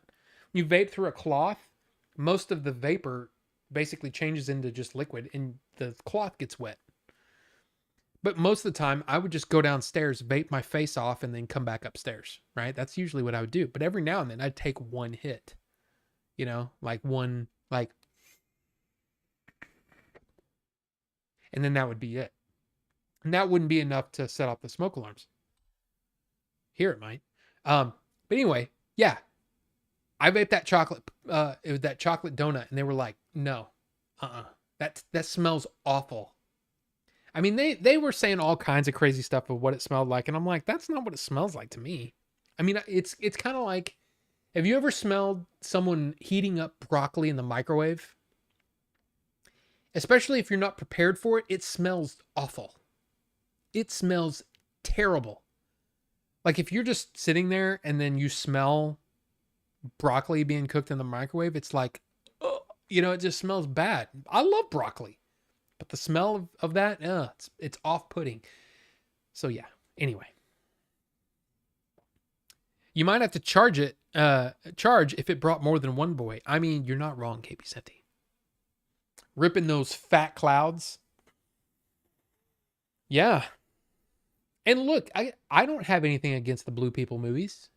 James Cameron can do, like I said, I think he can do what he wants at this point in his life, in his career, right? I'm fine with that. But there's that part of me that kind of would wish, like, I want another movie like Strange Days. I mean, and he's talking about all kinds of crazy stuff that he wants to do. And I'm like, you still got 3 more Avatar movies to make. How the hell are you going to do that? But who knows? Slades, I am so looking forward to Twin Peaks. I mean, it's one of those things where it's like I always wanted to watch it and never got around to it. And now I have the entire series, and I got it pretty cheap when it was on Amazon. In fact, I think it's still pretty cheap. I mean, that's the way to do it. I like to watch the whole thing. David Lynch was better when he had restrictions on him, in my opinion, for season 1 and 2. Okay. Well, we'll see. We'll see what it's like. You mean like how Ridley created Alien? I'm not sure what you mean by that, Wraith, because that was probably minutes ago, and I don't remember what I said. But that's also because I'm an idiot, and I don't remember what I say. It just kind of goes out, and then it leaves my brain. Narrative storytelling is peak. I'm down. I'm down for it. I should be off-putting. Thanks, Phil. I appreciate that. Yeah, I could stand to lose a few pounds. I weigh 180, about 180 now. I'd like to get down to like 168. That'd be great. But yeah, we'll see. We'll see what happens. By the way, speaking of huge sets, and speaking of just huge sets. I usually don't talk about 4K releases on this channel because there's plenty of channels that do that for me. But I wanted to bring this up. A Nightmare on Elm Street 4K franchise box set is coming in September. I just thought that if you were interested, you could take a look at it. Now, I mean, look at that set. So that looks pretty cool. But apparently, so there's going to be like this box set, and then there's going to be another set that just basically is the movies. So yeah, I thought that was interesting. I like the first one. But that looks like 2 different sets to me. But, yeah, I just thought I'd bring it up. All in 4K, including Wes Craven's New Nightmare, which actually I like that one pretty well. If that's the one I'm remembering. But I don't know if I've ever seen 5 and 6. I'm pretty sure I've seen all the rest of them. But yeah, Nightmare on Elm Street 1 is just, man, what a great movie. What a great movie. And again, if you're big on the sets, that's one to probably keep an eye on, you know? I also wanted to bring this up. I saw this today and went, oh, they've been talking about this for many years, but apparently Zach Galligan reveals an exciting update on the long-awaited Gremlins 3 Anybody interested in a Gremlins 3? Gremlins 3? So this is what he said. They've come up with a script. Warner Brothers is incredibly interested in doing it. Apparently, it's waiting on some nobody called Mr. Spielberg to read it and approve it. But you can thank the success of Beetlejuice. So apparently, because of Beetlejuice and how successful that was, they're looking at possibly doing Gremlins 3 now. And you're not wrong, Vinny. It is a bit late. But I don't know. And I'm not sure if that came out. Let's see. Where does it say? Oh, no. A new video shared by Comic Movie DB on TikTok. I thought that might have been something that was talked about at the San Diego Comic-Con. I'm not sure. Joe Dante. No, not Joe Dante. Yeah. I doubt that Joe Dante would be involved in that. We have been waiting quite a while for Gremlins 3, for sure. I also wanted to bring this up because, as you may or may not remember, I was a huge fan of Strange Darling. And the director, J.T. Mulner, I said I would be interested in anything that he wants to do in the future. Well, I didn't realize that he wrote the script for The Long Walk, which is coming out in a few short months. But also, he is going to write and direct another Stephen King adaptation, The Girl Who Loved Tom Gordon. Now, this is not your typical Stephen King kind of story. It's an odd one. I really enjoyed this story, though. It's a very short book, so it's going to be interesting to see how this one comes about, and how he decides to tell the story. But I really enjoyed this. I really enjoyed the book, and I love J.T. Mulner now, apparently, because I love Strange Darling. I thought that movie was fantastic, and I know there were some people that didn't like it. I get it, but I'm interested to see this. I said I'd be following his career, and I am. So there you go. The Girl Who Loved Tom Gordon, going to be coming soon from J.T. Mulner, and I'm excited about that. So, yeah, why don't we... The Key and Peele sketch about Gremlins 2 is one of the funniest sketches. Watch it if you like Gremlins 2. I never saw that. Like, I don't, well, no. I say I never saw it. I saw bits and pieces of Gremlins 2. I've still only watched minutes of that movie. I haven't watched the whole thing. I have it over here on Blu-ray. Don't I? Yeah. I have one of those sets that has a bunch of stuff in it. It has Goonies, Gremlins, and Gremlins 2 on Blu-ray. And the only reason that I keep it down here is because Gremlins 2. I have Goonies and Gremlins in 4K. But Gremlins 2, I've never seen. So I probably should watch that at some point. But why don't we quickly go through some of the big announcements from San Diego Comic-Con all in one place. Thank you, Polygon. I have the same triple pack with Gremlins 2. Well, there you go. See? There you go. So here's the thing. I didn't hear of a lot of huge announcements from San Diego Comic-Con this week. But here we go. Peacemaker Season 2 propels a dope into the multiverse. So apparently I did see the trailer. So yeah, it's going to be... Look, if you liked Superman, you should probably go back and try to watch Peacemaker if you haven't already. It's interesting. I like the show. I didn't love the show. But this does come out August 21st. So just a couple of weeks, really. 3 weeks or so. Something like that. That's coming soon. Absolute Wonder Woman won Best New Series. That's a comic thing. I don't know anything about it. But yay. The Last Airbender spin-off, Avatar 7 Havens, unveiled in new art. I didn't know we were getting a new Avatar, so there you go. There's that. Gundam Wing got a sick new celebratory short. Cool. Aztec Batman. Again, I don't know what any of this stuff is. But I'm throwing it at you, and if you want to look into it, you can look into it. Marvel announces Ultimate Endgame.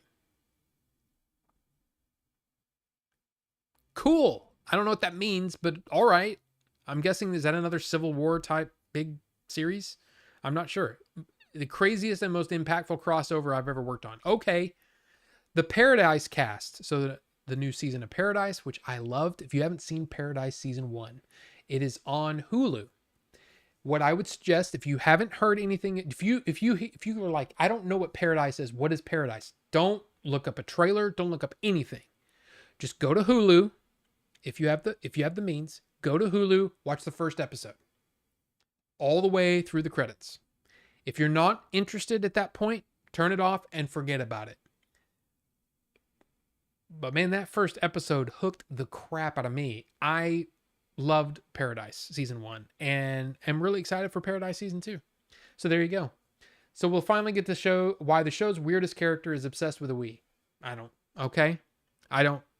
honestly don't want to know anything about Paradise season 2 until it's ready to watch. The second Critical Role show, The Mighty Nine, is upon us. I don't know what that is. Predator Killer of Killers gets a brand new ending featuring Arnold Schwarzenegger. So, if you watched Killer of Killers, there's a sequence that was interesting at the end. There's some things at the end, and Dan Trachtenberg, the director, has been saying things about possibly getting Arnold in a Predator film again. I don't know. A little taste of Star Wars Maul, Shadow Lord, and Ahsoka season 2. Star Wars. It's Star Wars, okay? But here's the thing. I don't care until it's here. Then I'll give it a shot. But otherwise, I don't care. Animated Darth Maul stuff, cool. Ahsoka season 2. I honestly don't care. But I'm going to watch it because I'm a Star Wars guy. That's what I do, okay? So there you go. Trey Parker and Matt Stone took to Comic-Con to mouth off after their incendiary South Park premiere. I don't know if you guys saw that, but that was definitely a thing. Gen V Season 2 trailer promised The Boys crossovers, Homelander's America. Again, that's another one where I really like The Boys. I like Gen V Season 1. But don't care until it's ready to come out. I don't care. I don't want to see any trailers. I don't care. I'm already going to watch it. Just start it. Just hit play. I'm ready to go. I don't need to see a trailer. The Henson Company made a Star Trek. I've heard the recent Star Trek is like not good. I've watched the original series now. And I'm going to start watching Next Generations at some point. I don't want to see new Star Trek right now. So I don't care. If that's for you, then cool. It's just not for me. The Dragon Prince creators unveiled plans for Kickstarter to fund an adult-aimed sequel series, The Dragon King. Okay. I don't know what that means. Like, you're saying words, but I don't know what you're saying.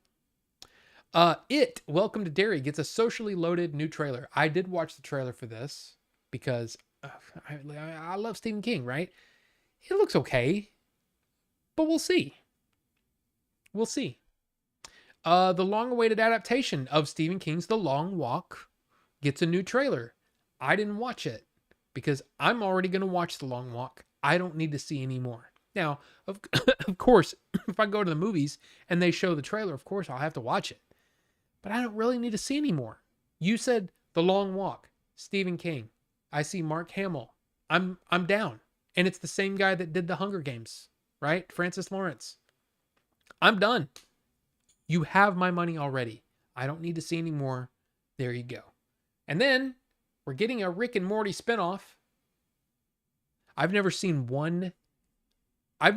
than 5 minutes of Rick and Morty. I'm just saying, it's not for me.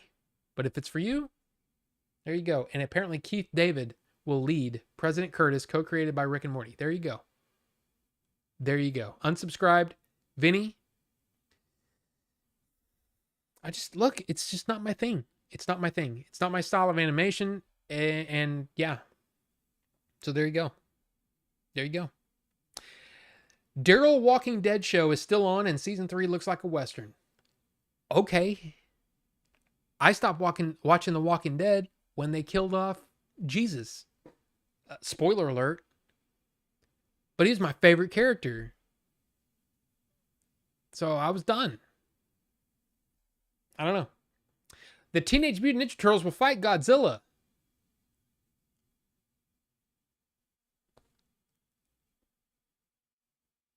But why though? I don't know.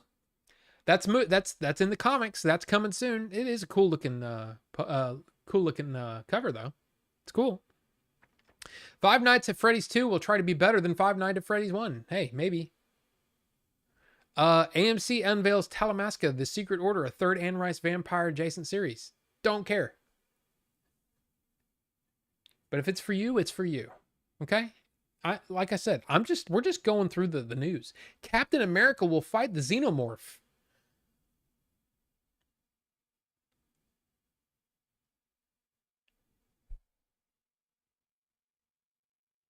But why though? I don't know. But there you go. That's happening. And that's the end. So that seems like a lot of yeah, Superman fought the Xenomorphs. I don't need any of that. I just don't need any of that, you know? Especially when they start going, well, I think the Terminator and Predator should put why though? Two different time periods and it just doesn't make sense. Why? I don't understand. I mean, other than, well, hey, peanut butter, jelly, put it together and it's great. Maybe Terminator and Perfect, whatever. I don't know. I don't know. At this point, Alien is doing well. Predator's doing well. Terminator is not doing well, right? Dark Fate was the last thing, right? Well, maybe it was that animated series that didn't go anywhere. So why would you try to bring down Predator by doing Terminator? I don't know. I don't know. Whatever. Terminator, whatever. I just don't get it. I don't need any more. They did RoboCop versus the Terminator. That kind of makes sense. But at the same time, it doesn't. But why though? I don't know. Anyway. So much movie news for a comic event. Yeah, but not a whole lot of movie news. And not a lot of movie news that mattered, really, But yeah. OJ Sega Steve, welcome. Good to see you, man. Are you ready? Dude, I'm ready for Retropalooza, man. I'm ready for Retropalooza this year. I hope you're coming to Fort Worth. Not just, you get what I'm saying. We need to chat. We need to chat some more. But anyway. But why? Because studio wants more of that green. I mean, of course. Again, they don't care if anybody likes it. They just care if it makes money. I've said it. You heard me say it. That's the truth. I would rather see The Thing encounter a Xenomorph. Ooh. That could be really interesting, actually. That would be really cool. Yeah, Archie and Jughead fought the Xenomorphs. Why? But speaking of Xenomorphs,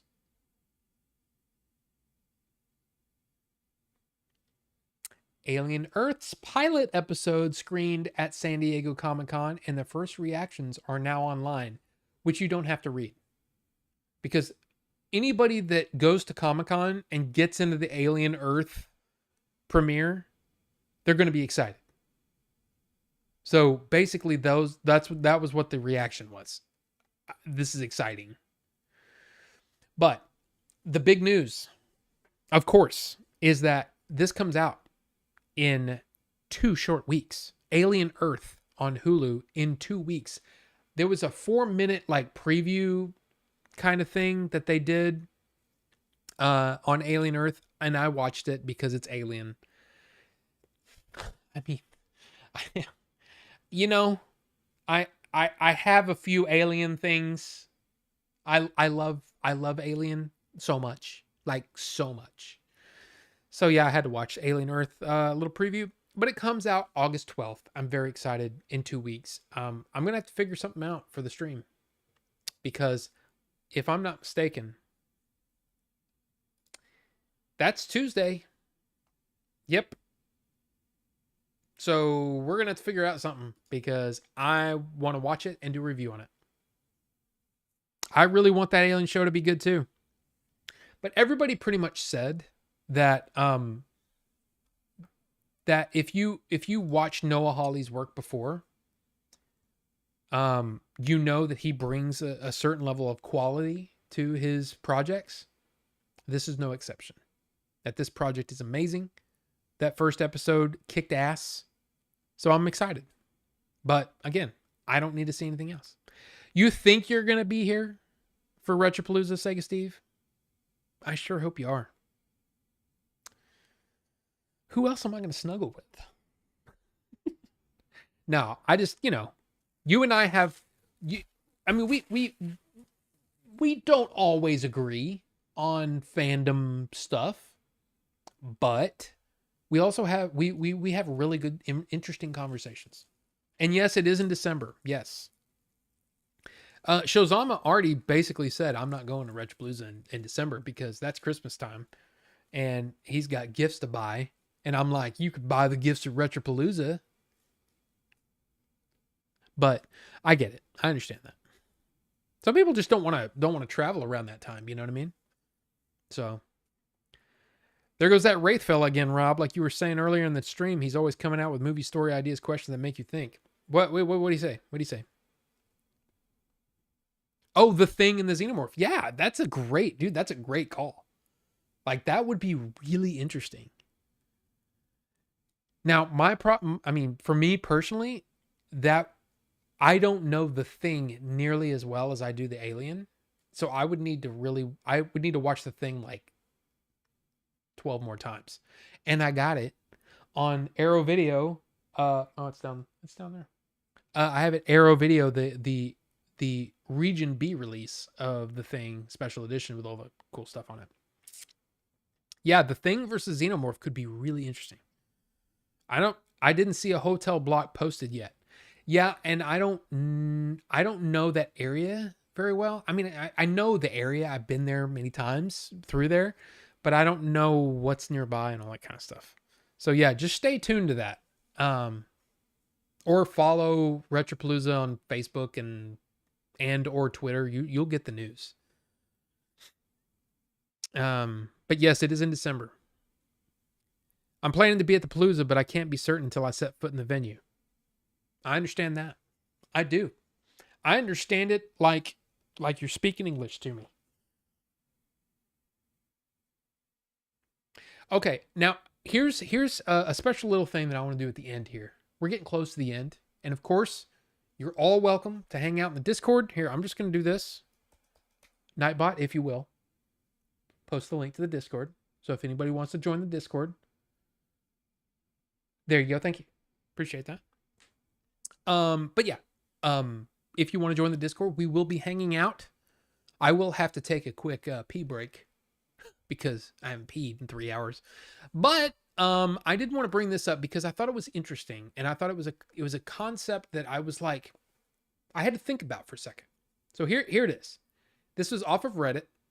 This is from a while ago. I don't even know how I found this, but it came up and I thought it was interesting.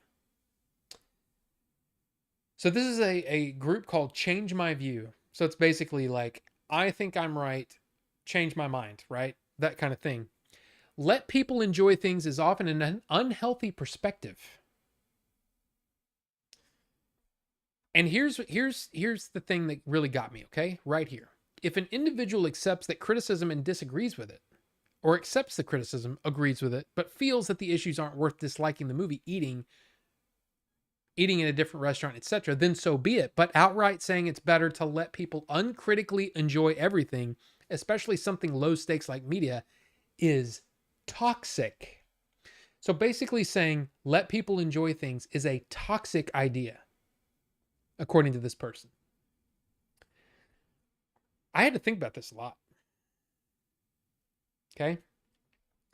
So further down, there was somebody that said, let me see if I can find.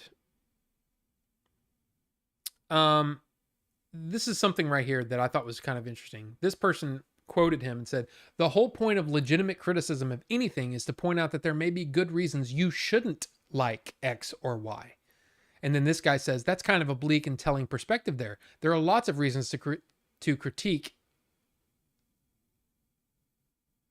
I don't know what TUF means, other than to sanctimoniously lecture people that they should stop liking stuff. Oh, to critique stuff. So I'm curious. Do you think that if somebody says, just let people like stuff, that is a toxic thing to say? This is what I thought. I thought, you know what? I think shitting on movies before they come out, that's toxic. Saying that, hey, like, for example, Twilight. Twilight is a great example of a movie that I don't give any shits about, right? I don't care. But if somebody likes Twilight, I'm not going to sit here and then or go watch the movie so I can rip it apart and explain to them why they shouldn't like it. I'm going to say, get out of here on that. No. There are plenty of people that take time out of their day to try to tell you that you're wrong. And of course, we know that the internet is full of people that just, they farm hate, right? Whether it's on their Twitter, on their TikTok, on their Instagram, whatever, YouTube. Hate is a very profitable business these days. But I'm like I said, I wanted to talk about it. And I also think this is something else I thought. I thought that criticism can have a sort of a snowball effect. Because once you start to criticize, you can get lost in the criticism, right? For example, if all you're watching something for is to criticize it, then you're not letting the whatever it is, you're not letting it work on its own terms. Now you're trying to find fault in everything that you watch. You're trying to criticize. Like me, when I go watch a movie, this is going to sound crazy, or maybe not, but I love movies, right? And I want every movie that I go to see to be great. Like when I went and watched the reboot of The Crow, I wanted it to be great. I wanted it to be so good that I couldn't wait to get home to prove everyone wrong. Like Wraith. Wraith was against the whole concept of the Crow reboot or remake, whatever you want to call it. And I was excited. I was hoping that it would be so good that I would have no choice but to come home and spit. I would have no choice but to come home and be like super excited about, man, guys, The Crow is badass and you need to go watch it, right? I was so excited. I wanted that to happen. It didn't happen. Meanwhile, I'm sitting there in the movie theater just stewing over everything that's going on and how bad things are going in the movie. And what happens is once you start seeing the bad things, all the other little bad things start to stick out even more. And so when somebody can watch a movie and just enjoy it, it's working for them. Why would I want to come in as bad as I think it may be? Why would I want to bring them down to my level, basically, and say, come down here with me and revel in how bad this thing is? I don't know, man. I don't know. And I also, this is another point that I wrote down after I was reading through some of this stuff. I'm trying to think. I thought there was another one. Right here. I think this is it. The problem is when your criticism of the thing I enjoy means you won't let me enjoy the thing I enjoy. People don't actually care about your criticism, nor are they obligated to. This happens with any fandom when there is a loss in quality. The thing losing quality can still be enjoyable, but some people will not let the drop in quality go and ruin things for everyone. Like, I didn't like the end of Game of Thrones, but like the actual end, not the whole final season. But a lot of the fandom refused to enjoy it, so the only way to discuss it online was to complain. You'd get called stupid for enjoying it. that actually made things worse. It's not actually thoughtful criticism just to complain.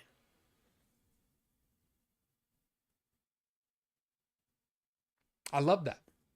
I also think that, to me, what happens is, and this happened to me recently. I'll let you pick the. I'll let you tell me the movie that I might be talking about here. Somewhere along the way, I was hoodwinked into watching a movie that I thought was going to be for me. Turns out it wasn't for me. Turns out I don't know how it is for anybody. But you know what? The movie did great. The movie's making great money. Box office is good. Who am I to say? And the audience scores are through the roof. That people enjoy this movie. I couldn't stand it. Well, I'm actually talking about Jurassic World Rebirth. There were a couple of scenes that were pretty effective, but overall, I thought that movie was trash. But people love it. And you know what? Oh, I guess it is Jurassic World 4. I guess you're right. I guess that is Jurassic World 4. But I actually wrote down Jurassic anything. Because none of those movies have been for me since the first one. And I would even argue that the first one isn't really for me because I read the book and it was nothing like the book. As good as Spielberg is, and again, this is not a popular opinion, but as good as Spielberg is, he focused on the chase element of Jurassic Park instead of the science element. Sure, there's a couple of scenes where, they might talk a little bit about it. But for the most part, the story's about them getting chased around in the park by dinosaurs. The cool shit, right? The stuff that most people can enjoy. Not everybody's going to understand the science of cloning. And like the intricacies of the discussions of cloning that they discuss in the book. But I can't fault them for that. You know what I mean? That's still, again, I look at that movie, and even though that movie is not quite for me, there's parts of the movie I definitely enjoy. I've seen it many times. So I don't hate the movie, but it's not 100% for me. I can still say that that's probably a 3.5, 3 3/4 movie because I understand that on the level of what that movie set out to do, it succeeded. It succeeded. So yeah, I can sit here and tell you that, oh yeah, well, Jurassic Park sucks because they don't talk enough about the science. They just chase, they're just being chased around by Gallimimus and velociraptors and shit, And the T-Rex comes out every now and then to make an appearance. But man, there's some great moments in that movie, and I can't deny that. The rest of them, a lot of people say that they like Lost World, the second one, right? And I'm like, that I don't like. The only thing that's great about that movie is Pete Postlethwaite. I love that dude. That dude shows up in anything, and I'm like, that's a good movie. He's good. He's just really, really good. Other than that, I just really didn't dig the movie. Didn't like it. And then the whole, I don't know. I just didn't. I mean, I get it. T-Rex, suburbia. Wow. It's fine. It's fine. It's just not my thing. I don't know.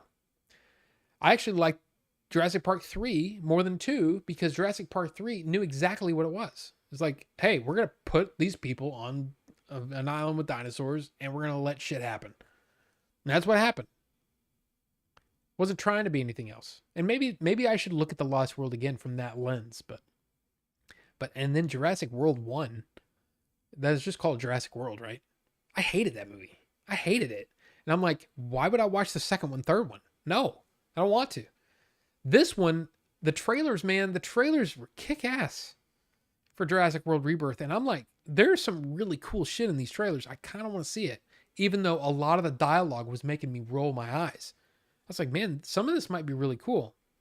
And it was. Some of it was really cool, but anyway, the whole point is, I got hoodwinked into thinking Jurassic World was for me. And it ain't. So why would I sit here and tell you that you shouldn't like something if you like it, right? All I can do is give my honest opinion and then say, hey, if this is the kind of thing that you're into, you're going to have a great time.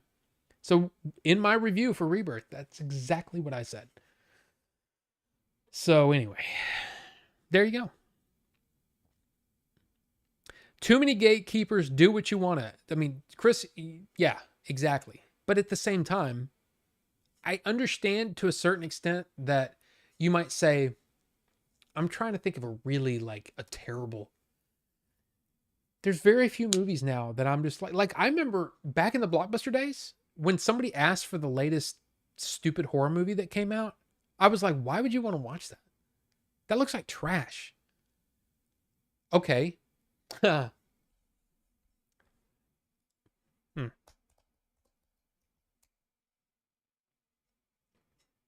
If Billy was here, he'd know exactly what this is. Terror Tunes.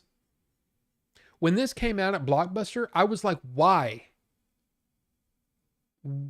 Why would you want to watch this? But you know what? If somebody wants to watch Terror Tunes and all they want to do is shut their brain off and watch a stupid movie, who the hell am I to tell them no? You know?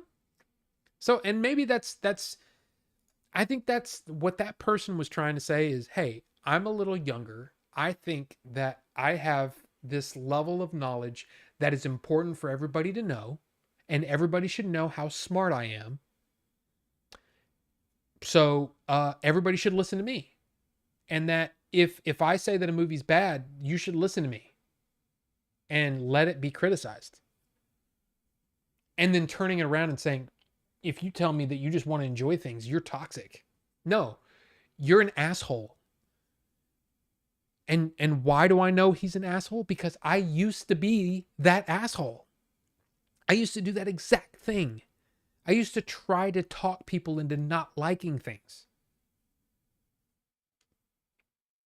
And I know because I can smell my own, right? I mean, it's just, that's the truth.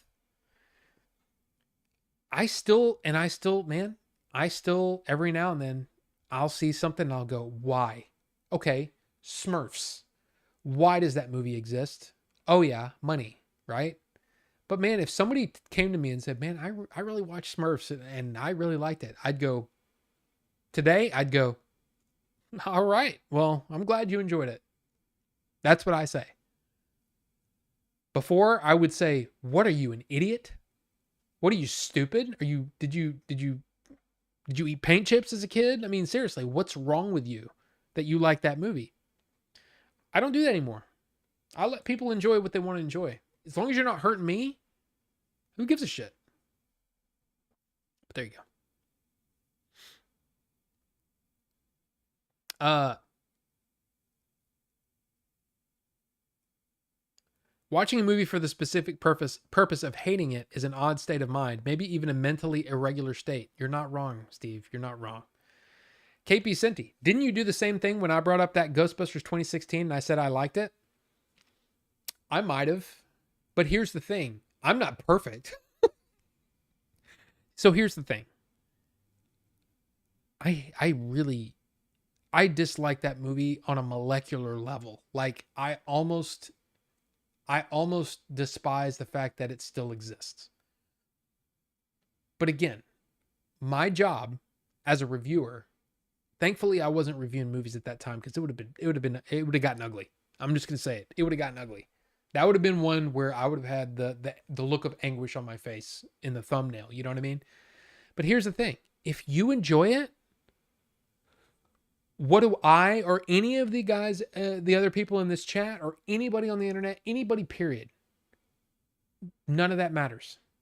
You enjoyed it and you liked it. Good for you. But I would recommend that you give the original a shot if you've never watched it. Ghostbusters 1984. Because at the very least, you can see where it all started. But, it's just a thing.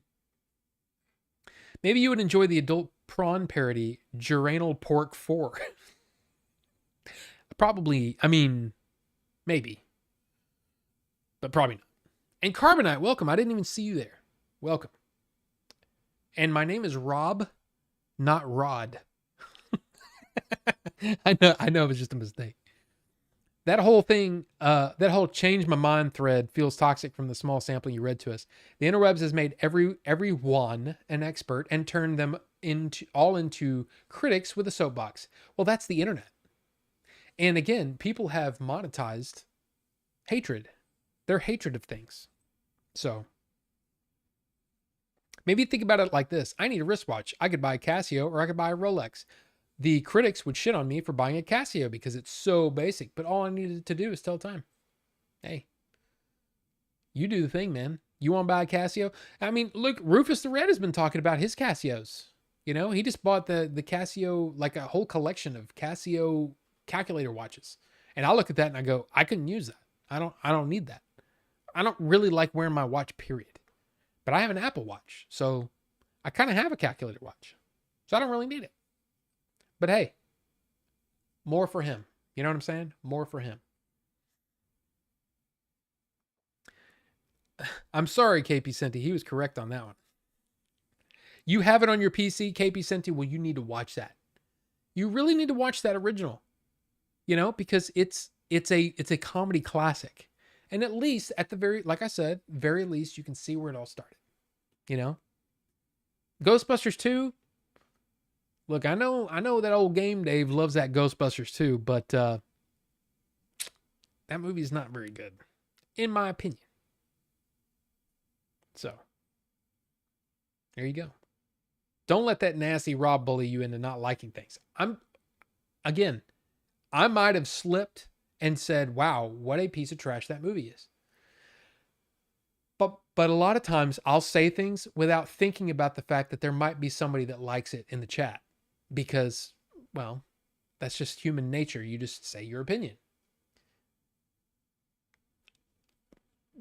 There you go, though.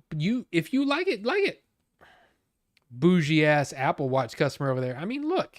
I'm an Apple guy. I used to work with Apple. I used to get stuff from Apple all the time. What can I say? I like my Apple Watch. Word on the street is the Game Chasers in Wood tried to hold an intervention on him when they found out he liked The Last Jedi. That is true, Bucho. They seriously sat me down and tried to, like Wood's first question was, do you even like Star Wars? I'm like, yeah, I love Star Wars. Like, and Jay has said multiple times, he even said it, KP Senti was sitting there, I think. Wait, maybe not. But Jay said, he has said many times, he said, there's no one that I know that knows more than Star Wars, more than my brother, Melvor. But that's Rob. Rob knows more about Star Wars than anybody I know. And I think what they try to do I look at history, you know, and I look at the history of The Empire Strikes Back. And then when that movie came out, people were pissed. They hated it. A lot of people hated it. Now, I'm not saying everybody hated it. I'm saying there was a group of people that really hated that movie. There was a Star Wars fan club, an unofficial Star Wars fan club that threatened to shut down because they hated The Empire Strikes Back so much. They said, we don't know if we can continue this fan club because they completely destroyed what Star Wars is all about. On the second movie, they were saying this stuff. This is back in 1980. So people hated The Empire Strikes Back, but what happens? They continue the storyline. Return of the Jedi comes out and recontextualizes everything that happened in The Empire Strikes Back that was different than A New Hope. It gave the entire saga, the original 3 movies, it gave it all context and it all made sense. And it connected dots that weren't connected yet. And it made sense. They didn't allow that to happen for The Last Jedi. So that's what irritated me about it. But I'm just saying. There you go. I'm not going into The Last Jedi. Not going into it. I have an old Timex Hooks watch. It has a built-in compass and thermometer. I did not say that KP Senti was a piece of trash, Vinny. Don't put words in my mouth.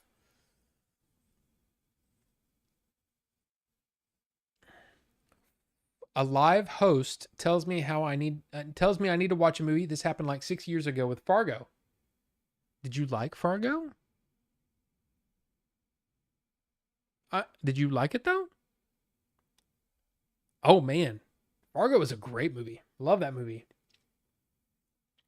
I love me some Ghostbusters 2 as well. It's not Ghostbusters 1, but it's not garbage. I can't stand it. I find it's almost like it's somebody saw the movie once a couple of years, it had been a couple of years since they've seen it. They saw it once and they decided to look at pictures of the same characters and then write a story around it. I don't like it. I just can't stand it. But that's all. It's for you. That's more for you. I own it. I own it digitally. I own it. And I just can't. I can't. I don't like it. But that's fine. I'd bully everyone into watching Fargo if that's what it takes. I'm clipping that audio so that I have proof of you saying it right now. I did not. You. Great movie, though. Fargo's great. Imagine that fan club when the prequel trilogy released. Dude, that's the thing, though. I've said it myself. Every movie since Return of the Jedi, except for Solo, every single movie, I walked out of it I didn't like it, or I don't know, I need to see it again. And it's because I kept letting my expectations ruin the movie. Because no matter what you think up, seeing the trailers or reading things online or having little discussions with your friends going, oh, I wonder if this is going to happen or I bet Luke's going to be a blah, blah, blah, whatever, right? Whatever expectations you come up with, it's not going to match what you see on the screen. And in most cases, you're going to be disappointed because it's maybe you came up with something better or maybe you didn't. But whatever it is, because I kept having expectations on what these movies were going to be, I kept comparing it to something that didn't exist. I was comparing it to a movie in my head that never saw the light of day. No one else saw it. So why am I comparing a movie to something it can never possibly be? And so, after Rise of Skywalker, well, no, I did it with Rise of Skywalker. I went in there with an open mind, hoping against hope that it could be a good movie. And it wasn't. I don't like Rise of Skywalker. If you like it, hey, go for it. But I have problems. But every Star Wars movie, even those that I've actually liked, like Force Awakens, fine. Last Jedi, I actually came to appreciate some of the good things. There are a lot of bad things in Last Jedi, I will admit. But I like more in The Last Jedi than in Force Awakens. In other words, I think The Last Jedi has higher highs but lower lows than The Force Awakens. But that's me. We've talked about this. We don't need to talk about it again. All I'm trying to say is that every single movie that I've watched, the Star Wars movie, my expectations got in the way of me enjoying it. It also got in the way of me enjoying The Dark Knight Rises. I've talked about that. But the thing is, again, you have to take the movie on its own merit. You have to judge it on its own. If you compare it to something it can never be, in other words, an expectation that you have in your head, you're going to immediately be disappointed. So in order to try to combat that, I try not to think about movies anymore that I know are coming. And trailers can mess with your expectations too. How many times have you watched the trailer, you go into the movie, and that scene that you thought was awesome isn't in the freaking movie? That's happened to me multiple times. Rogue One's a great example. Anyway. Saw Ghostbusters 2 like 3 or 4 times. I don't need to see it ever again. I've seen it twice, and that's enough for me. Fargo is maybe best take on a modern noir movie, in my opinion.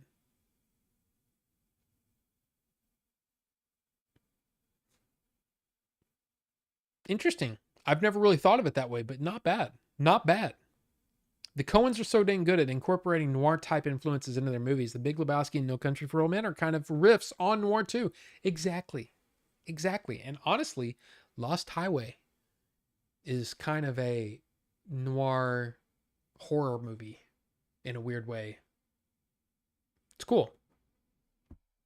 I appreciate Lost Highway a lot more now, even though I still don't quite understand all of it. Like, why does that character turn into that character? And played by the same person. Like, why? What?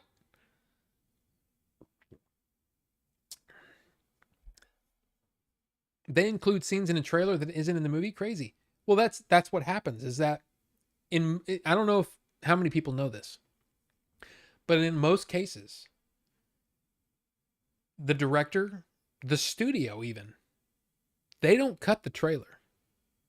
What they do is that they give footage to a trailer company where it's their job to put together the most effective thing that's going to put butts in seats.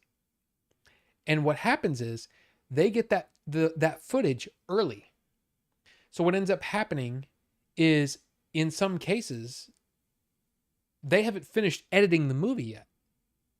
So there's the possibility that scenes that they've provided to the trailer company, they've already cut from the final film.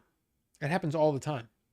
So in many cases, the director has nothing to do with that. Now, in certain situations, I think it's probably done by somebody on at least the creative team for the movie. Like, for example, The Odyssey, pretty sure Christopher Nolan is, had a hand in that. I'm pretty sure James Cameron had a say in how Avatar Fire and Ash is being marketed. But I'm not 100% sure. In a lot of cases, though, that's how it happens. Is that a separate company altogether, a marketing company? That's their job, is to get that footage from the studio and cut an effective trailer out of it to get as many butts in seats as possible. That's their job. So there you go. And so in KP Senti, in some cases, they have done that. They have filmed scenes for just a trailer. There was a situation where I think I told you about it. We were going to film a scene that was specifically not in the script. We were going to film a scene just simply as a proof of concept. And that happens too. So, where's the trailer for Geranal Pork 4? I don't know. Butts and seats. Right, exactly. Butt. I always thought they'd get a final mix down of the movie or close to it. No, in some cases, they just release it. And hopefully Spider-Man Noir is noiry. Stuff, folks. It better be. But anyway, guys, it's after 10. We've already gone long. Because, man, we do that. We do that here on the old, I almost said switched on. On the old Order 42, that's what we do.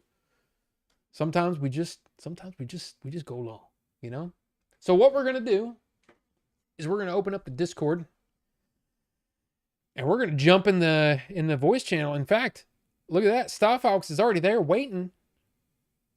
I'm going to turn on the camera.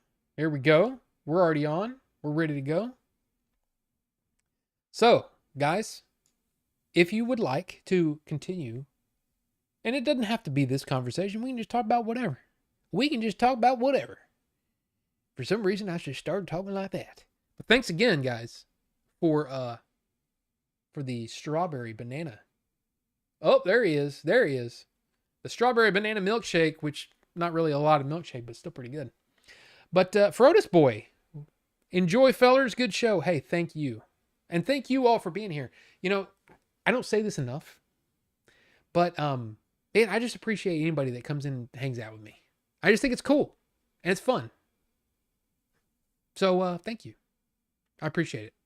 But anyway, hey, you're going to join in a bit, KP Senti? Do it. Do the thing. Carbonite, have a good one. And sorry, Vinny, I don't have a trailer for that. But anyway, y'all have a great one. I'm going to try to see what I can if I'm going to go watch one of those movies to do a review on it, or I might just do a review of something here. And there's Rufus the Red coming in hot. Hey, y'all have a great weekend. and a great week. There it is. I'll see y'all later. Bye.